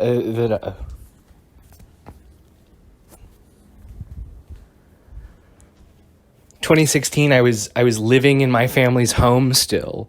In 2016, so much has changed in that time. And I'm actually genuinely really proud to look back at it. And it was fun. It was fun, and there was a big element of play in that space of being with 2 guys who kind of get my artistic sensibilities, my tastes, and who were curious enough, and I was curious enough to kind of experiment outside of those parameters. I got excited at the idea of Chris talking about a video game that I really wouldn't be exposed to otherwise, or Nick talking about an album that I definitely wouldn't be exposed to otherwise. And I hope that sometimes I could bring something, to the other 2 hosts of this show that was, illuminating or intriguing or a fun new bent to examine something. And hopefully that's what we did for the people who listened to it. Storyteller Cast has been a consistent part of my life. It has been a tremendously consistent part of my life. And I've taken great comfort in having that the personal and professional relationship with Chris and Nick, having that regular schedule of being able to touch base with something like that, I truly don't know that I've had anything like that for that long in recent memory. Maybe university. But this was has been a fantastic experience. I'm so glad to be able to look back at that growth of myself, of all three of us. I'm so proud that we held that space to create something built on not only our love of, storytelling and the medium,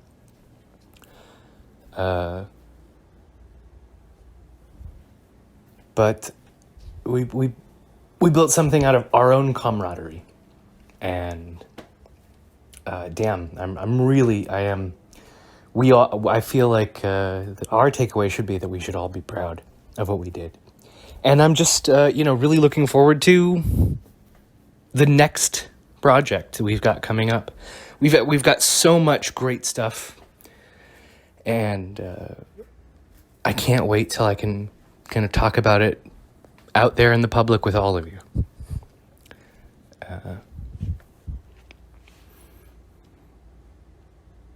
I'm not sure how I was supposed to end this recording, so. End of recollection. Hey Chris, what have you been interested in this? What are you interested in? Yeah, what have you been watching? Well, 9/11.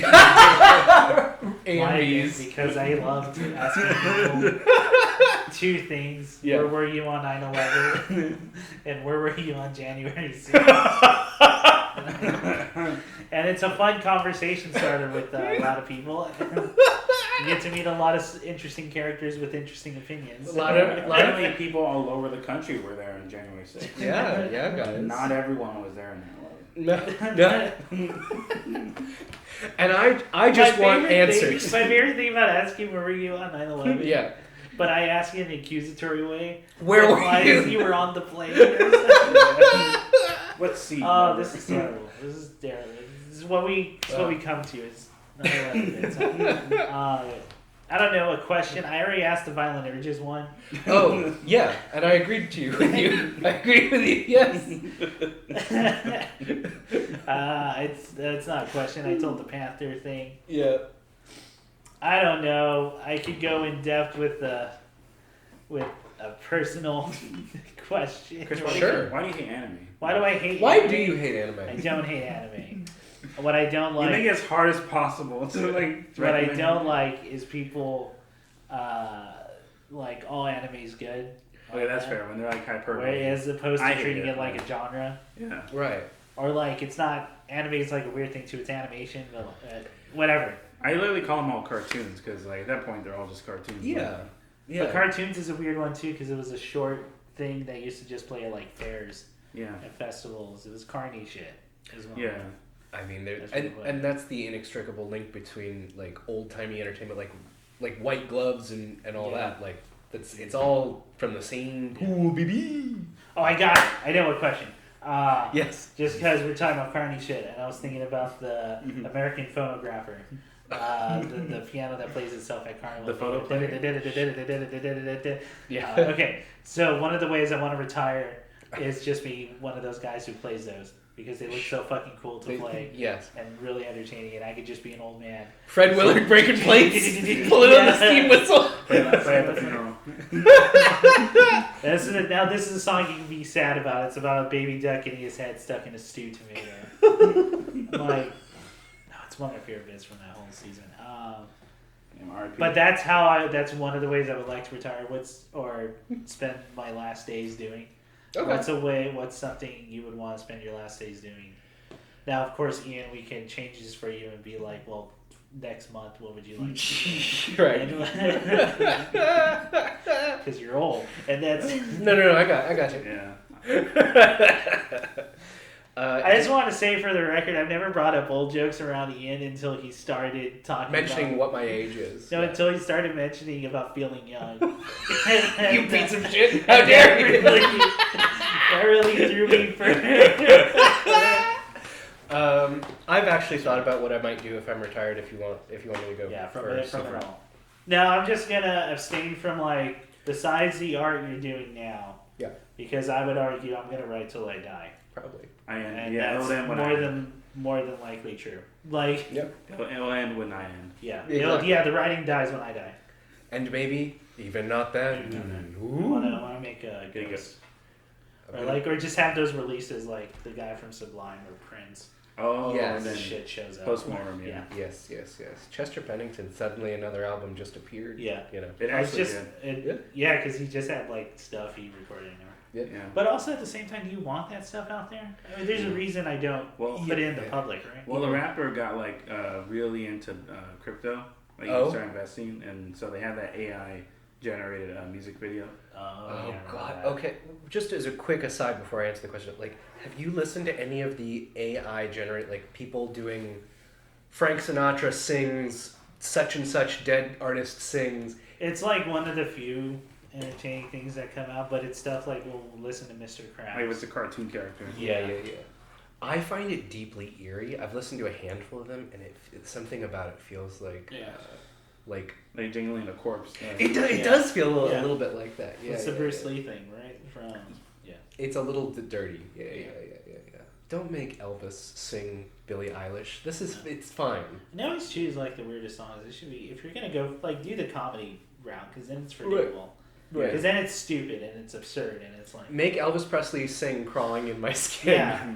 Well, yeah. That would be an interesting prompt.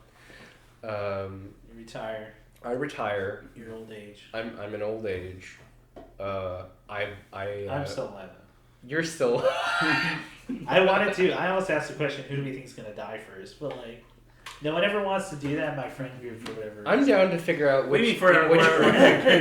Oh, I can't understand why they don't want to talk to me about it. I feel confident that you're gonna outlive both of us. Certainly, you last probably. I think. I don't know. You think you're gonna live longer than both of us? We'll Okay. I have some info that that we probably shouldn't bring up on here. It's a buddy of mine named Jesus it's Christ. It's literally let's compare medical info. Oh, okay. No, that may be. But I think Nick will outlive me because I've always said this one to murder. I think I'm gonna get the chair first. Not for me. I think Nick is hiding in anger. And when it comes, you won't see it. You won't see it coming. Nick, what have you to say to these allegations? I guess we'll find out. I guess we'll find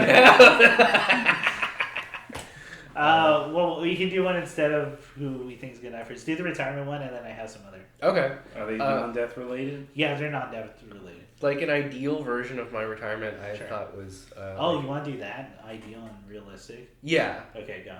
Like an ideal version of my retirement, like I moved to like I moved to the south of the Caribbean. I open a bar, and that's how I retire until I die. I wouldn't mind. Do you write or? Oh no, I'm still writing, The but Caribbean still exists. I still whatever's still above the water. Whatever's above the water still. Yeah, I'm an. They might not even be around, dude. Like, I open a bar on top of the mountains and get amazing beachfront in the 2070s. Gonna make that fucking like convenience store like in The Simpsons. The Quickie Marts on top of the Himalayas. That's right. Yeah, that's right. More realistic. I'd probably be still doing teaching at that point. I also think realistically, because I've thought about going back for a professorship. Yeah. But I don't know. I'm gonna try out some other stuff. Yeah. I'm gonna try out the more creative things first.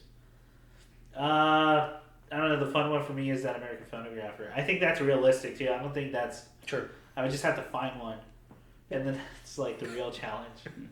Just maintaining it. I think that's a fun one. Just to get to be old, you get to move and like do all this fun shit. You get to make noise. It's like oh man, I think that's cool. Living the most, making the most out of your life. Absolutely. Yeah. All right, Nick. Well, Imagine yourself as an old man. At the end of all things. Yeah. End of all things. You know what? I mean, the photo player sounds really good. That sounds fun. I'm trying to think of a fun answer because real answer is honestly, I don't know, summer quiet. Maybe like I'll be one of those old retires like go on the golf course. Would you really? No. Would you pick up golf? Okay. No, I hate golf. I always hate golf. I was like, yeah, we've done driving, and like neither of us were like, this is like I can get the meditative part of it, but Yeah. But you could also I can just meditate. Yes, exactly. Yeah. No, honestly, I've always saw myself just, well, I didn't say traveling a lot, but I think like specifically,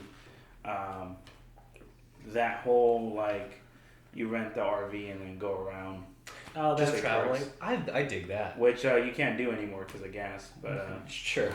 and insurance. So, but I guess ideal, yeah, would just be that, just going to as many national parks as I can.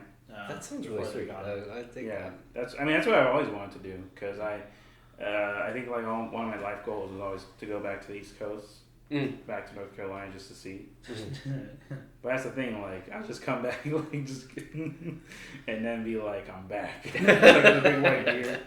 You gotta walk into the ocean. Yeah, I'm walking into the ocean, and as the sun's like setting and shit, like I'm sorry, sun rising. Sunrising. See, that's how I don't know. The The sun sunrise. sets behind you. Well, Yeah, slow yeah. down. Yeah. It's that way. No, yeah. But I always saw myself doing that. I don't know, like that whole, like especially growing up when we definitely did more traveling.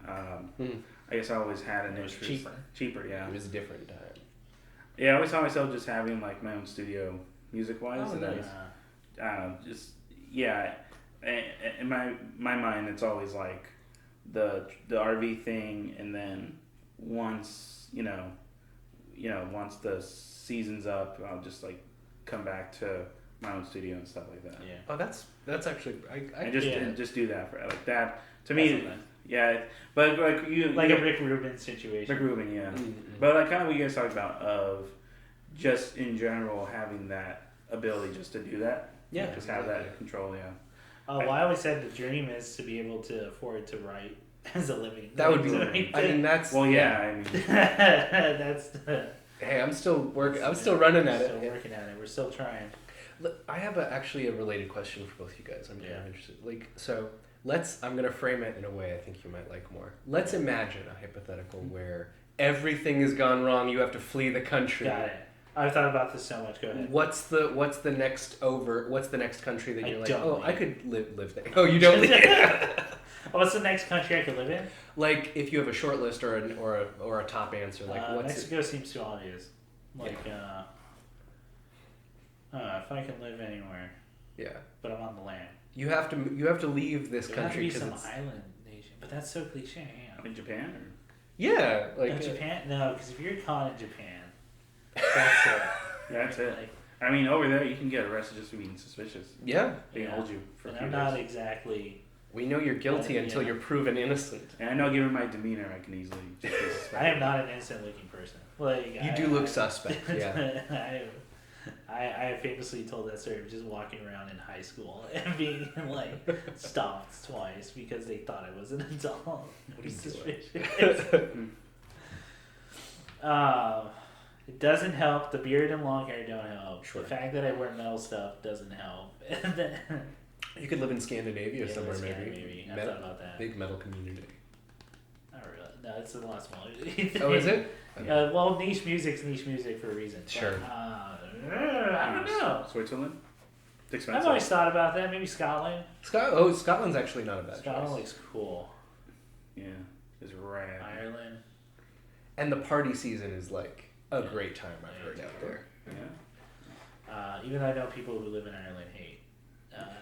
Living in Ireland. people who come over just for. Oh, yeah. like The Yeah. parties. yeah, well for St. Patrick's Day and Sure. all that whole Yeah. bullshit.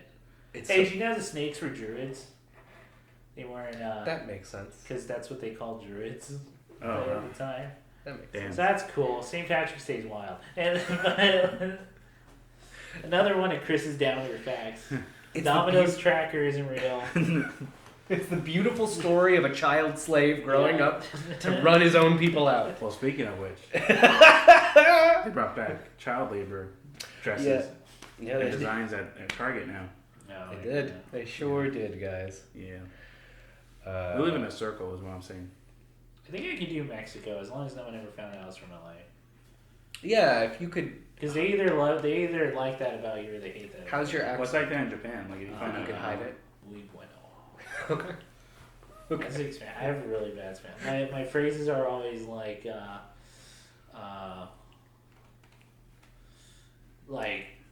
sorry, mi español es muy malo. Un poquito. But you're doing great. yeah, I know. You're nailing it, man.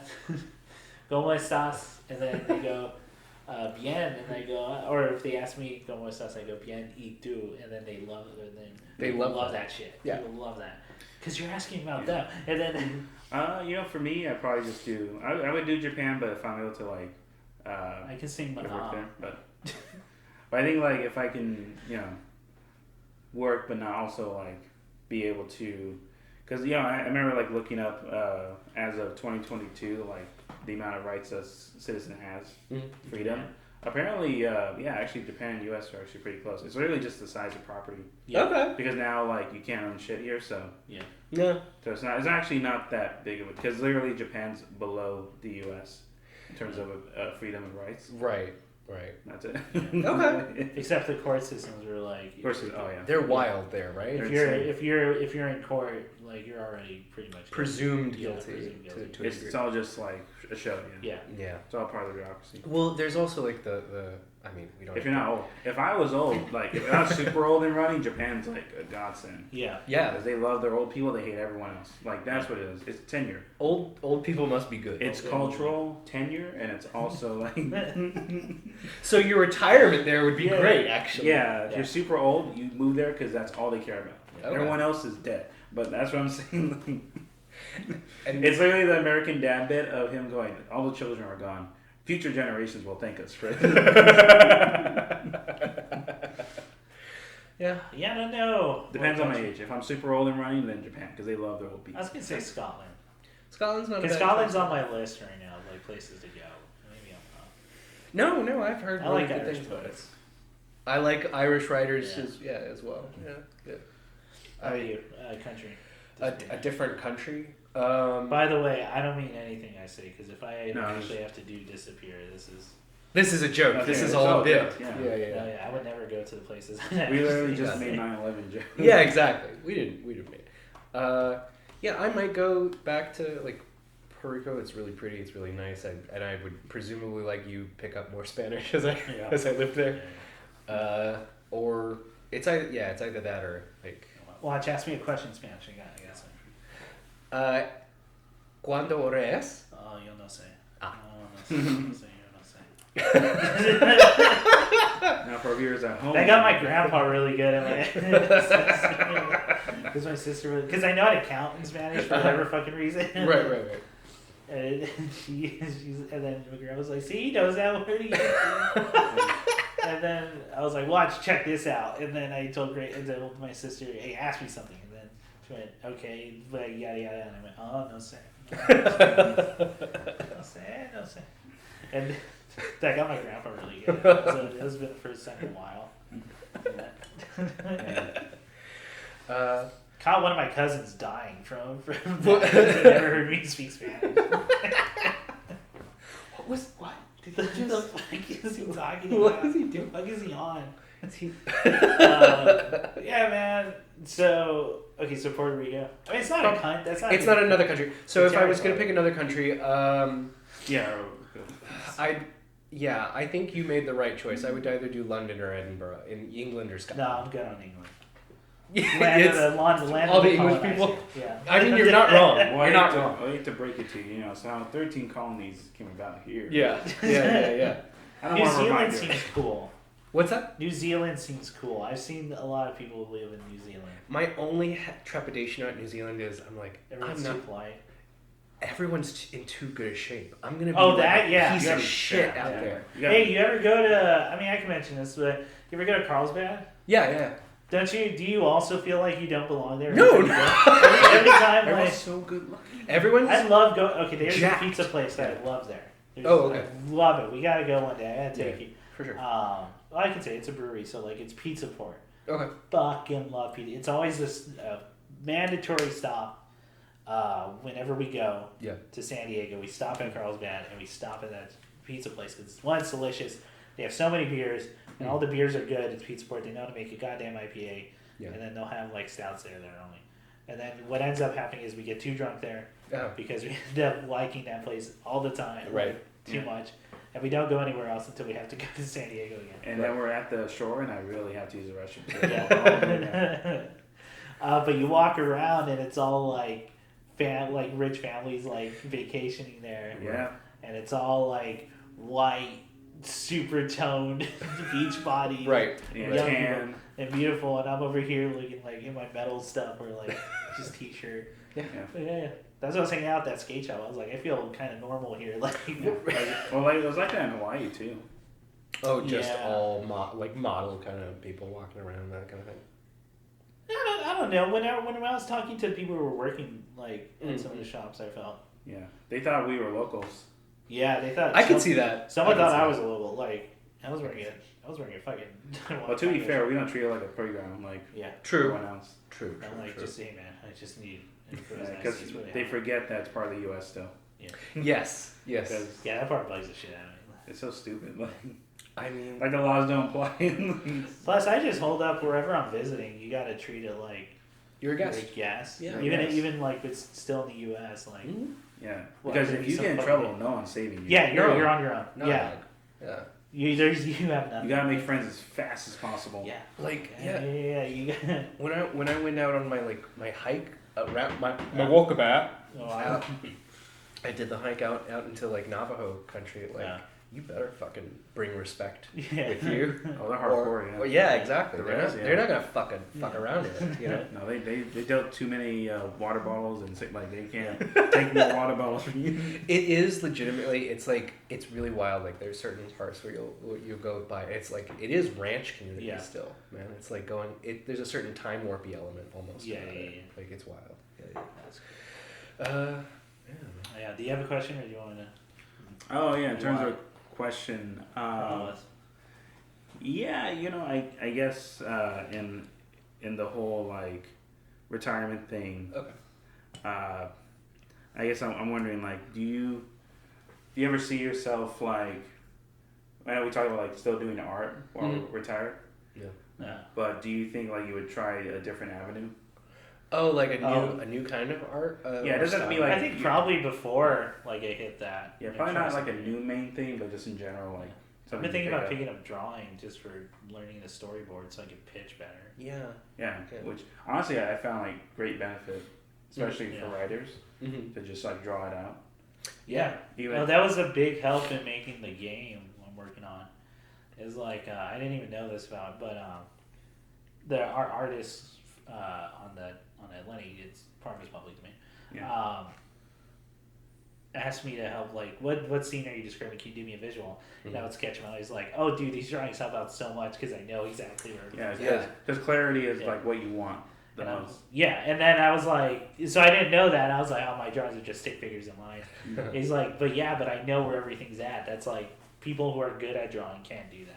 That's right. Because they're so on the technical side of it. Yeah. They forget that at the end of the day, it's a means to the end of clarity. Yeah. In what you want. And for me, I'm just like, I just need the shot to look like this.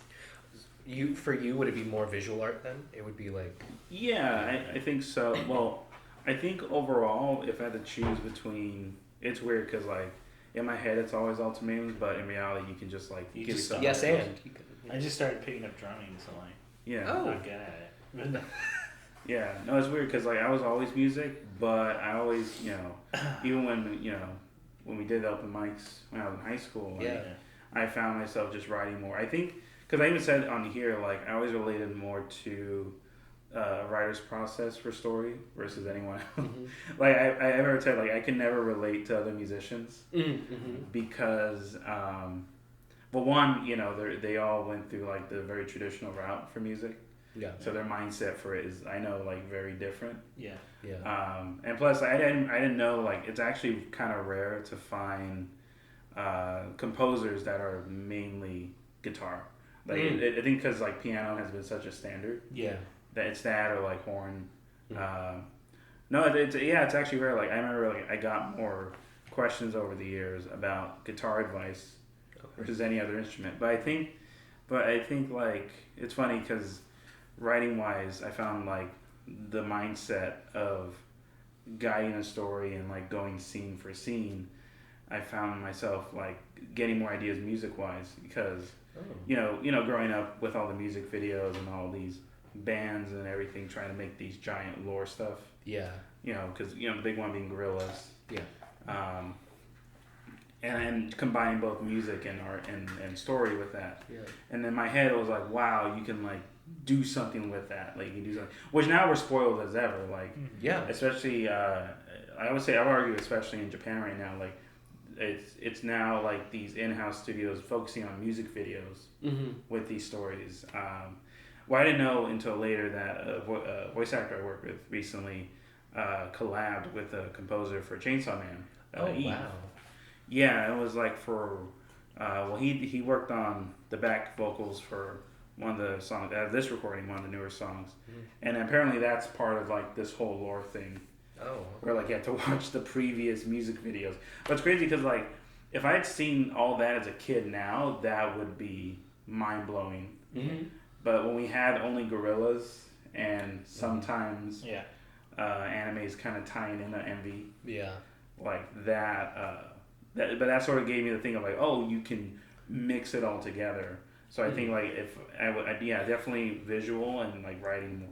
But Chris's point of like having this sort of experience and knowledge, an obsession with films and everything, definitely helps with like knowing how to place the camera and just focusing on clarity of everything. Yeah, that's my goal, is just like to write it all out and then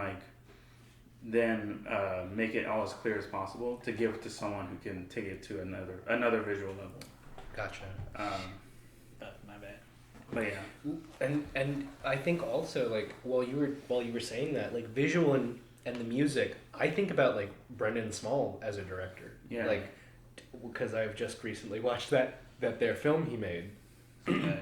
It's edited like a music video. Yeah. It's so frenetic. It's so fast. Wish we had time to talk about that. We don't. We don't. Well, if only we had made time. Shoot. It can't be a help. Sorry, God. But no, just to say that, like, yeah, I agree. I think it's an amazing combination of both modes of expression. Yeah. That we see with. It's branching out wider and wider. Yeah, it's also like kind of to your point of like the good great artists. Sometimes the biggest struggle is that clarity, because I remember one of my teachers was talking about that, where a lot of great artists sadly don't think about movies too much, or they aren't obsessed with movies. Yeah. But they want to go into a medium they don't know that much about, or haven't like experienced, or have the knowledge of like what makes a film and like how cameras work and how you pan here and there and how scenes setups work. And it was actually surprising because his biggest recommendation for people was just listen to a lot of music, to like, because like it's all time manipulated, so people weren't like doing their projects to like music or sound, so everything was kind of stilted and like things were, and he described it as like if it was like you're filming blind, like with your eyes closed, because like you're not considering like the timing of everything and like when's this gonna hit, when that, and beat for beat. But yeah, it makes me kind of think also, like, I think that most of early film was like centered around music. Because there wasn't sound. There wasn't sound. So you would make an accompanying piece of music. Usually it came out after, though. Yes. They would put the music, like, after. It was always in post-production, Yeah. But, like, even narratively, like, I'm thinking of the big entertainment of Jazz Singer in 31. Like, the whole point of that is, like, here's a bunch of scenes where people play music and sing and building a narrative around that. But like the rhythm of the music is the rhythm of the movie as well. Or Disney's first stuff. It's all just cartoons set to a melody, set to a tune, and everything's rubber hose bouncing around to the beat. Yeah, and to that point, like that was another thing where like I found that working on production for a game where like even though music is kind of the last thing thought about, it can make or break a gaming experience. Yeah. Oh yeah. Because like it could just be torture if it's a song people don't like or it's grating. Yeah. And it just becomes you're just torturing yourself playing the game. Yes. Well, Koji Kondo has that thing where he has to listen to a piece of music he makes like 300 times in a row. Yeah. And if any point he's sick of it, it won't go in the game. Yeah. Okay. Which is why like Mario tracks are so catchy. Yeah, or Zelda. Zelda. It's such because if you lay it all down, I was telling Chris because all Koji Kondo's writing is ragtime. Yeah. Oh, okay. Everything's it's all ragtime. Because if you think of any of those famous, it's all chord heavy. Like because it has the rhythm of ragtime. And it's sped up for the game. Okay. Same with Zelda. So I thought it was really interesting where I was actually telling a friend that exact same fact with Kondo, and then they said that seems inefficient because he did it only 50 times. It took him he thought 50 was too much, and I had to explain to him like, no, this is the job.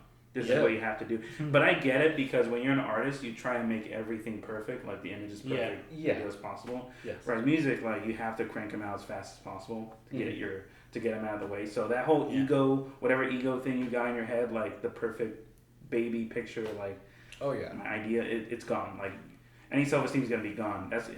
I knew that especially in jazz, like because whenever I threw an idea out, like when I was soloing, like it was always either the band leader hated it, the crowd loved it, the crowd hated it, but the band leader loved it. Like, and you just have to pick and choose who you're gonna please more. And funny enough, that mindset actually helped me with my own work because I would just choose to prioritize like whose reaction do I want the most out of. Who is my audience today? Yeah. I mean, that consciousness, that awareness, But no, definitely like I'll pick up like more writing and. Just writing more. God, writing, beware. Writing bad. No. Well, it's actually more just in spite because no one gives it. Like it's crazy that you don't care. But it's weird because it's the whole reason. People love writing it. People love writing, but people hate writers. Yeah. But it's crazy because that's like it's the spine of everything. Yeah, like it is. It's like a spine because if you take that out, everything else is just mush. Like it's the skeleton that everything builds on top of. It's this weird hatred of the thing you need to have. Yeah, it's your vegetables. It's people hating vegetables. Yeah, but vegetables are the reason you're alive. Like exactly. It's water. You know what? It's water. It's water. It's mostly. It's that thing of like, oh, I don't have to drink water, but water's in everything. That's why you're not dead. Like, I don't know. Who do you think is gonna shit their pants first? That's my. You. I don't have to think about it. I hope it's you. I've seen some of the wild stuff you've eaten before, and I'm like, how are you not gonna shit yourself? Down. I can't do it like I used to, man. Yeah? Like Okay. I'm actually getting to the point where spicy food, if I eat anything spicy, I just have to expect phlegm for like an hour. Like I'm just coughing, just like trying to get it out. When I would say work made me hate being drunk, so I'm trying to avoid. but like full on like gibberish. Plaster. If I'm if I'm buzzed, then it's fine. But if it's anything beyond that, I'm gonna argue with that. I'm fine with it. I always hated it. But I see that. Avoid it. But then you get to forget, and that's cool. It was good old brain damage. Woo! Look at that. It's just hit reset on that whole afternoon. You know what? Yeah. It doesn't exist. I don't think it's gonna be me. Really? Okay. Well, I don't think so. Okay. I'm very paranoid about it. That's why it's gonna be that's you. why it's gonna be your number one fear. I'm gonna shit their pants first. You're gonna be on the 5. Yeah. That's I'm gonna just be gonna hit you. I had that one once. time. I thought I was gonna piss my pants, like on the freeway. stuck in traffic. That sucks. Oh, I've had Back that. in Yeah. college. I feel like my kidneys are about to explode. Yeah. Like, Yeah. And you seriously think maybe I'm if gonna I get just, get out of my car on this freeway. Yeah. I'm gonna get off on the side and I'm Yeah. just gonna or I'm just gonna piss my pants and then run inside as fast as I can. Although now, isn't there a thing in California if you like get caught publicly urinating? It's not only that you can be registered as a sex offender. You will be. You will be. Exactly. You will be, yeah. You will be. Hate that. But you know what that makes? That makes That makes sex it make offender- more bathrooms. How about that? Like, How about that, America? Yeah, but it makes also the sex offender app or like that thing to detect the nearest one near you kind of useless because then you just assume they're a guy who peed In public, in it like makes the sex offender thing less serious. Less less serious, serious. which is I horrible. agree. Yeah. I agree. Like, well, and you know, I don't know. We don't have to necessarily. Is it incriminate political ourselves. to not want to be registered as sex offender? In case I Just have a to, pee in a or, bush. or piss in my pants. Like, Apparently. But like, if you know, when I was a little bit younger, when I was in my early 20s, like pub crawls was like a regular thing. Yeah. And like sometimes you're not always available to a facility. That's right. You know? That's right. I'm saying put more. Put more. When you see a coworker poop in a bush, I gotta tell you, can't look at anyone the same way. Does anyone have like a? It doesn't have to be about you, not about you necessarily, but like, does anyone have a shitting story? Like a somebody who did? Did you know anybody who did Who shit themselves? Who shit themselves? I don't know that I have to think. Not like in a funny, embarrassing. Oh, way. not a okay. No. Like medical ways. Yeah, we've had the sad version. And it's Oh, like, okay. yeah, they're old. Not the party too hard. okay. They're, Okay. The only kind of funny thing I got is I knew a guy. Yeah. I'm pretty sure he doesn't like me, but like, I don't remember much, but I remember this, and it was one time just asking the dumb question, "Hey, how much would I have to pay you in order to shake yourself?" Or no, how much would someone have to pay you to shake yourself? And they were like, "What's the scenario?" The scenario is that that we came up with is you're a block away from your place, and you're wearing shorts. You got to shake yourself. And then, no, of course, no one's like, no amount of money. I'm like, well, that's a lie, but I'm gonna. That's a dirty lie. That's a dirty fucking lie. No, But, when the money's in front of you, that's different. yeah, Like, that's way different. And then someone said $100, and then Okay. I went back to my apartment. And No. I went to my roommate, and I told him the scenario, and I said, listen, if me and you can pull together $100 tonight, we should go over and tell him. That's the only thing. That was a dumb college thing. We never actually did it. It was just Right. like a funny thing. Right. Okay. Okay. If funny at all. It wasn't funny at first. It only got funny when someone gave me a serious answer. Exactly. An Yeah. amusing anecdote. nice. That's all I got. Why, you got funny? I don't think I've got a funny shit story. Yeah. Sorry, guys. That's probably good. That's probably Yeah. for the best. I hope so. I actually have a really bummer one. Oh, I'm just okay. kidding. Okay. No. I mean, I have coworkers that. You want to tell it on here or like? No, that was the joke. Yeah. I was gonna say that I did have coworkers tell stories, Okay. or they got close to Oh. when I was with them. Yeah, well, I just On described. I hours. got close to Yeah. pissing myself once because I was deadlocked traffic. Like, Yeah, I did. I was in a scenario in a work outing where a coworker did contemplate a bush or a ditch near the event. But thankfully, someone ran out of the outhouse, so he ran in. But I was sweating. I wasn't ready to like cover him. He was asking for me like to at least like be a lookout. And I was like, I've only known you for 1 week. Right. I started this company. This is an intimacy I wasn't ready for. I don't want to smell it. I did have a coworker once at work walk in on me using the restroom. Oh, It was okay. like one of those single-use restrooms. Okay. I guess because like I was so tired from a morning shift, I forgot to lock the door. Right. So I was literally pants down, and he walks in, Oh my god. and then after that, he went to me, and I said, "Look, we can't talk to each other anymore." You know what, Chris? Nick.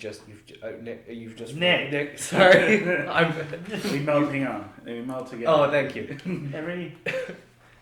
My entire fucking life. This happens. They say one, they mean They mean, That's not me. I had a story that happened. I actually do have a very short shitting story that you've reminded me of, which is when the quality that Dave could come to expect from this. When I was very young, it was like the first time I'd had people come to my childhood home. Yeah. And it was like a birthday, and I was like, "Oh, my friends, I got to show you my beautiful home to introduce you to my house." I had what had to be like 9 other 7-year-olds with me. It was, and it's all you have one bathroom. And we have one bathroom. And as I'm rounding off, I was like, "Oh, I might as well." Here's the bathroom, and it was like one of my friend's mom on the restroom. And she was like, "What?" And I was, of course, 7 with a bunch of children behind me who were also all shocked. And we were like, "Oh no!" And she and then I was like, "What should I do?"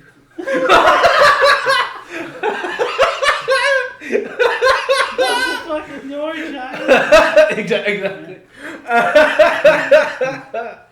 What a fun memory of childhood whimsy. I actually had that recently. Oh, really? Okay. I had a family member on the toilet. Oh, okay. And they were drunk out of mind. Okay. But they left the door halfway open and the lights off. Oh, okay. So I had no idea someone was in there. Sure. I just saw clothes on the floor. Right. That's on them. Yeah. That's on them. Yeah. So that's on them. I literally went in because I thought it was empty. Right. And it's crazy because you saw dead bodies. Shitting in the dark. Yeah. And then I knock, no answer. And then oh my god. And then I open it, and then I just what was it? I literally open it. The door creaks like 2 creaks, and then I just see a fucking 2 paw, someone fingers wrapped around the door. Oh no! And they grip it tight. Oh god! So my hands on the other side of the door, and they're clawing the edge of it like a fucking horror movie, the fucking Babadook. And they didn't see it, thankfully. I know they didn't see it. They didn't see me literally flail my arms. They went like that, and I literally went like that. Oh Jesus! With my arms above my head, I was about to fall over. Okay. Fucking Kermit. Yeah. That's pretty good. But I didn't shout. It was just oh shit. But it scared me so because they gripped it hard. That's pretty good. Yeah, I just came from work and I was tired. I was paranoid. Jesus Christ. That someone broke in. As with most things going on in the past couple years, it seems like I'm doing this very last minute because there was no time and I have to find time, and it all just kind of comes ahead at the last second. So here we are. It's the final episode. I've been doing this for 6 years, according to YouTube. I first came up with this idea for this podcast back in 2016, I believe, towards the end of my second year in college. It started out as a dual podcasting thing, one to kind of talk about, do roundtable discussions with Nick and Ian, who I've known Nick my entire life, as he's my brother. And Ian I've known since high school, which I'll get into that in a little bit, but let me finish the start. Started out as a roundtable discussion, talking about all things like narrative-wise for any form of pop culture that we all dug. And we have a lot of vested interest, and we love overanalyzing shit because that's what we do. Or looking way too much into things. And then there was the narrative portion for those who were here early enough where I was going to edit radio drama adaptations almost, or podcast drama adaptations, whatever, of short stories that I had written, that friends had written, that we had written. And that was a lot of fun, and I really enjoyed doing that. Shout outs to Call Me Applespot for putting in one of my favorite stories I've ever read, and allowing me to put that to audio. And they ended up really liking it. And that kind of went by the wayside as we realized that was a lot to ask us to doing. We were all three of us were going to college, or I'm not sure if Ian. I would have to double check that, but I was going to college. Nick was going to college, and editing both those took up a lot of time. I was running another channel, which was Matt and Chris Play All Night. For any of those checked out, it was a attempt at a old school now, but then let's play style of let's play channel essentially. And that was a lot of fun. That was a good time with Matt, and that kind of petered out because also college and life happens, and just so many things to do. I think at that point I had taken up another job. There was at some point in college I was working like 3 jobs at once, but whatever. And that was our start, and it was really fun, and we kept going with it. And if you want to get like even more technical, or I guess more specific, that actually started way before then, even probably back when we all knew each other in high school, where I first met Ian. We started a very small, I think it was only 3 episode podcast that was not good, that we were all too excitable about. That was the precursor for the roundtable stuff that would happen. And that really was, and that one, I'll never name the name, but someone will probably find it if anyone gives a shit enough. That one was started out because we would have me and Ian these talks all the time. We loved talking to each other. That's how we became quick friends. I think we met through different friend circles, just kind of overlapped. I don't remember the specifics, but we loved talking to each other. In fact, one of my favorite things to do was after school. He used to live down the street from me, and I walked home. I walked the 1 or 2 miles from the high school to my place, and he was directly on the way home. So sometimes I would stop, knock, and be like, "Hey, you want to hang out for like an hour or two?" We would just talk. We would just chat about shit we watch, things we thought about, deep discussion, all that kind of stuff. And friends would overhear this as we would hang out more and more and become and be around people with these discussions, not like restraining ourselves from really getting into the weeds about just media and shit. You should start a podcast. And we did, because we had ego. Because I had an ego. No, I thought it would be a lot of fun to do it with him. And Nick was the obvious choice for the third person, I thought. Because he would also join in on the conversations all the time as well. And that would be the precursor for Storyteller Cast, those discussions back in high school. All those talks. It was really, it's some of my favorite memories of that time. As someone who did not enjoy their time in high school that much, or chooses to move past a lot of things, and has enjoyed life a lot more outside of it. But yeah, that would be the start. All those 10 decade plus years of knowing Ian, and yeah, it would evolve into that. So it's really weird. It's really weird now that we're 6 years out from the first episode and it's ending.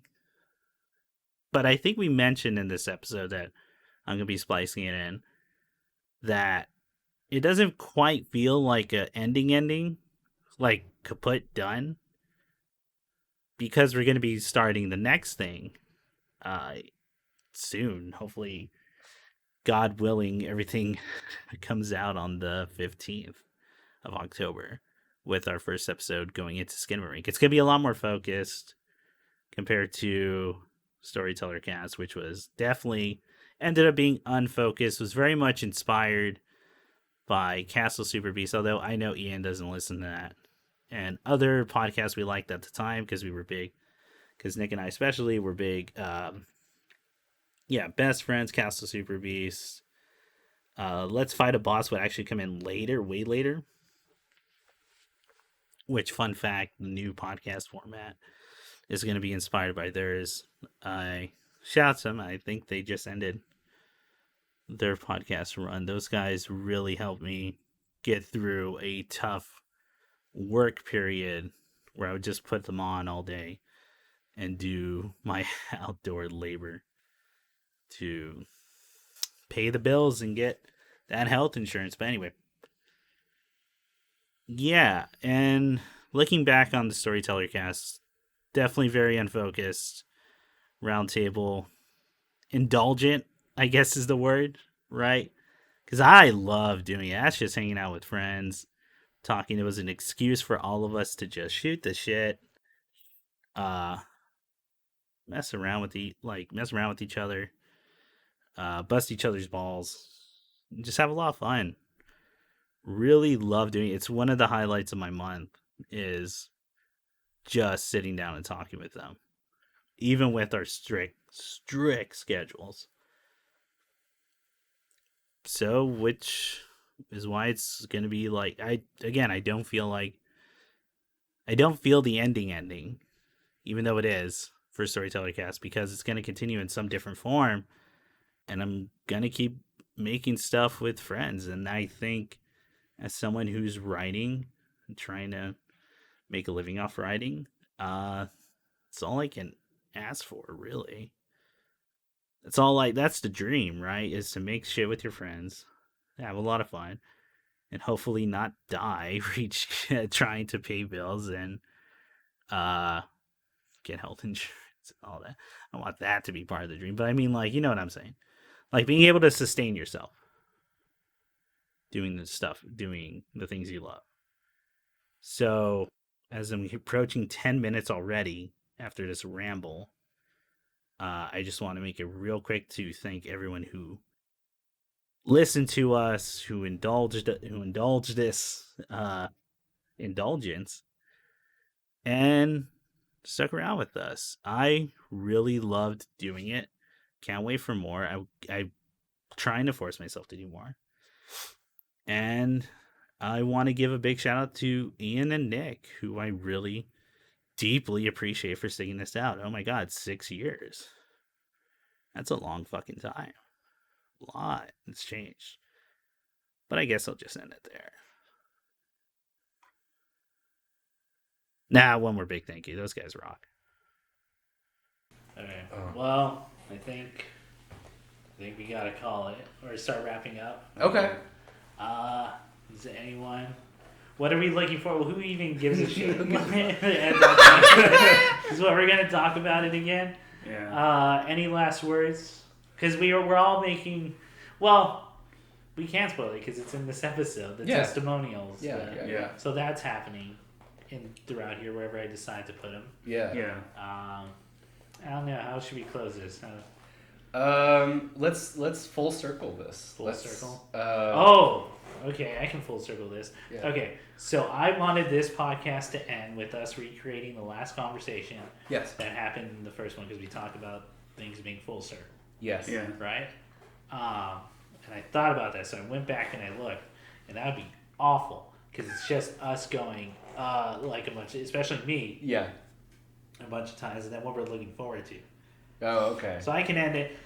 With you because I think I'm the last one talking. Okay. On that. Okay. Or just go. I'm looking forward to. I don't know. I have my time here. Oh, the FF15 movie is coming out. I'm gonna watch that. Jesus. Yeah, and then I'll come back and hopefully it's good. And then Nick goes, "Oh man, how are they gonna take away from Advent Children?" And then I went, yeah, I'm gonna watch that. Yeah, bye. And then and then the music plays. That's full circle. That's full circle, guys. Yeah. Is that what you wanted? That conversation reenacted? You're welcome. I feel. It's over. I think it's funnier like that. It's not. It's so weird. Yeah. Sorry. No. I was gonna say it's so weird. Because yes, it's over, but we're gonna record Another thing. Yeah, another thing soon Yeah. for next month, and it's actually be more recordings. Yeah, it's actually exciting. Yeah. I will say, like, this felt like I got the vibe of, like, okay, we are doing an ending. This is a moment, and before we do the other thing. Yeah. Like, you know, The transition period. we're putting a period on it. Yeah. You know? Yeah. And we can maybe do something like this in the future if there's like enough people watching. We didn't even talk about the They new make Footy money. Cootie that came out. I haven't watched it. Have you Yeah, watched well, it? we're gonna talk about So it. we can talk about it after because I could don't do even that. know if I'm gonna watch it. Like Okay. that's where I'm at. I guess just like if I feel like it. No. Okay. 'Cause I only liked Alternative Yes. last time, and that was only because of the ending. It's so crazy. We will talk about it Yeah. after this, I guess. Yeah. Grunge actually made me like the other two more somehow. Yeah. It retrospectively made me think like, Because I think the more Okay. I think about the not alternative, the other one, Progressive. I really don't like. I hated Progressive. it. I made it clear I don't like it. yes. I think it's wasted potential, and no potential, and nothing is worse than wasted. No potential is better than wasted It's potential. deeply. Yeah, I do think I remember I said on the spoiler cast for Progressive. I do feel like Progressive was like the one of the only times where I was getting actively frustrated while watching. Yes. Instead of after and they think it set in. It was again like for grunge and shoegaze. I haven't seen either. I know I'll just binge both back to back. But I guess just if I get a chance, if I feel like it. I just realized we're doing what we're looking forward to. Yeah, how about that, It guys? could have ended on a full circle. Could have ended full circle, but It's not sorry, Bible go Black. ahead. or- fucked it up History. instead. I'm looking forward to rewatching Bible Black. That's our closer. the cum chalice. The That's reali- the fucking circle. also the realization. Yeah, we never gave Nick after 6 years or 7 years. This comes out. That'll be the Halloween one. special, man. Will it? That'll be the special. Should we do one? Should we do one where We it's don't. like, hey, we're giving a it. progressive podcast. We We're once a sex year. positive. Once a God. year we do a sex positive, so we watch porn, and that's our review. I've seen podcasts do that now, where they Yeah. talk about like it's not like this is you gotta shame people. We need to. Isn't David Firth part of that one podcast? My dad made a porno. Yeah. Really? Yeah, not his dad, but like his friend's dad wrote pornos on Oh. like Amazon. Yeah. Really? Yeah, or something crazy. Yeah, it reminds me of another story, but that'd be a long story. But never mind. I mean, I'm maybe after we record, I'm Yeah, down to sure, here. yeah. Yeah. So what does the future hold? The future holds. We're gonna be doing the next podcast. I have to get the domain name. I have to get it with your phone number, Nick, Yeah. because I've used my phone number too many times for other projects, and it won't let me do it. So I gotta do it with yours. Okay. So we gotta You get hear that, audience? Sorry. He's integral. Well, He's the key. I can say it now because but what if we change it because of the domain? I was about to say like. Yeah. Okay, well the name we're working on right now is what we got out of it. Yes. That's the name. Because we had another one that we were really happy with, and then we realized what the initials. initials were, no matter how you looked at it. And we tried even like the most lenient of ways. I was ready to cachet in my heritage to really push it. And I went, Ian, I'm not going to be that guy that tells the one Jewish person on our. No, I'm Yo, taking that it back. was- I'm reclaiming it. Ian, you would be proving that old lady at the Newport Beach when you do that salute up that she was right all along. That you would. Like. Oh, So that's going to be that. And what we're going to be doing is, we kind of mentioned before, we're going to be doing more focused analyzations of media. Yeah. Not just movies, though a lot of it's going to be movies because it's easy. We can do like one real quick. But what movies will do is buy us time so we can do other forms, such as games, books, albums, television, albums, things that we think we can look at the narrative going on there and really take a deep look at it. And shorter episodes, more focused episodes. We're hoping not even hitting 2 hours, maybe like an hour and a half, hour 45. Yeah. And if we had it my way, it'd be 45 just to do the classic, like what the quote unquote podcast standard is now. But like it doesn't really matter as long as you hit an hour. Yeah. So like doing that, the first episode is going to be Skinamarink. So if you want to do this like book club style, although again, I feel like if we're gonna be deeply analyzing spoilers, and you're listening, spoilers probably don't mean too much for you at that point. Yeah. If you're already listening, even if you haven't watched it, and maybe it'll make you want to watch it, but. I hope. And then tell us why our opinions are bad and wrong, because you're probably right. Like, if you can't watch... Yeah, whatever you like, I don't like. Yeah. Oh, and I'm genuinely, just to say, like, to get everybody out there kind of excited, I like the idea that we're jumping into a narrative dissection podcast on maybe one of the most abstract films I've watched recently. I had suggested that movie, one, because I hadn't watched it. Mm-hmm. But two, I wanted to make sure... Mm-hmm. that it didn't seem like we were choosing easy stuff or like things that seemed straightforward. Yeah. We wanted to choose the weird Yeah. shit that we like or that we want to talk about. Yeah. So it's not like, well, we can do The Big Lebowski and then, oh boy. But everybody's done that. Yeah, everyone's. I love The Big Lebowski, but I'm not going to do the, like, I'm not going to talk about the...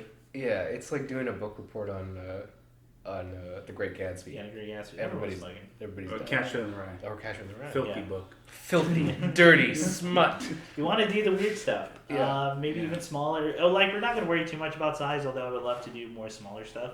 Yeah. Let's talk about it, but You can do what's that one director where it's all vomit? Oh, the vomit dolls? Yeah. That's so fucking nasty. They're not even movies. Whatever. Like, they're barely movies. Yeah. Like, okay. So weird stuff.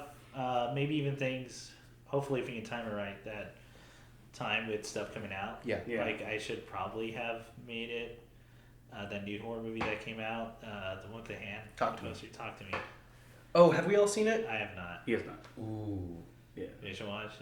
Maybe a bonus episode is a Halloween thing. Yeah. Yeah. Because, like, it's a movie. We can just sit down and watch, like, a thing.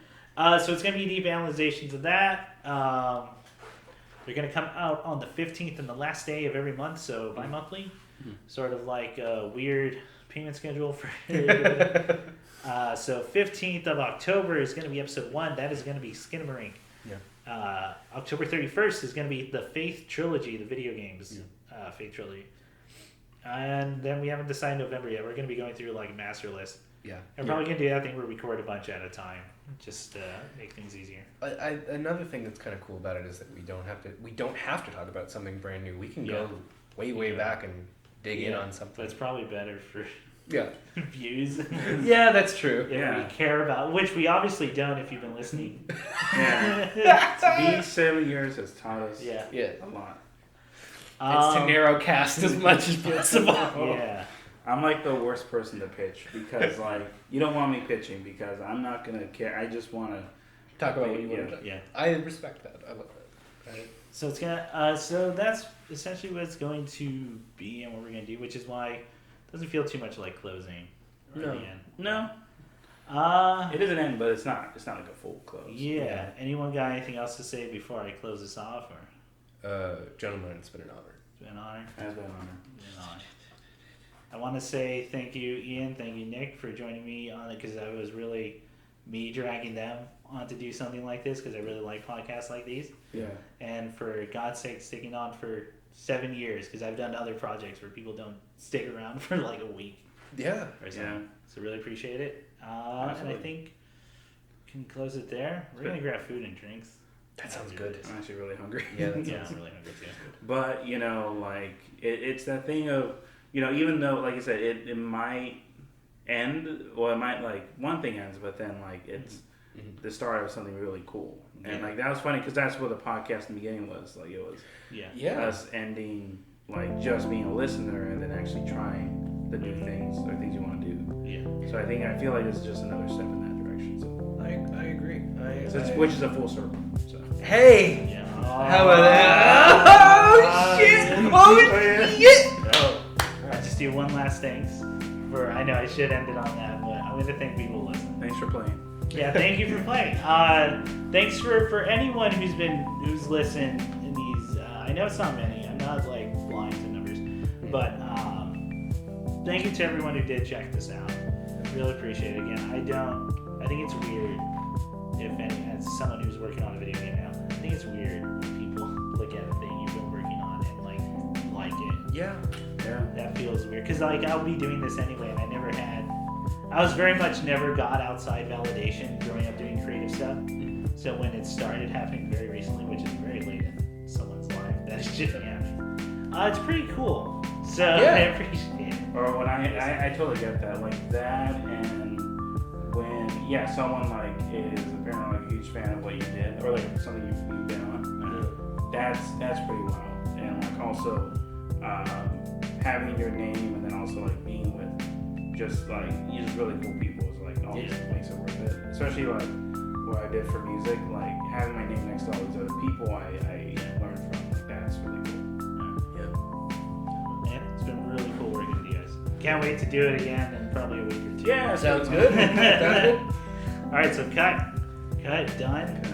Got anyone else? And scene. And that's the last one in the barrel, guys. There we go. I've never seen Battle Black. I've been bluffing this whole time. That's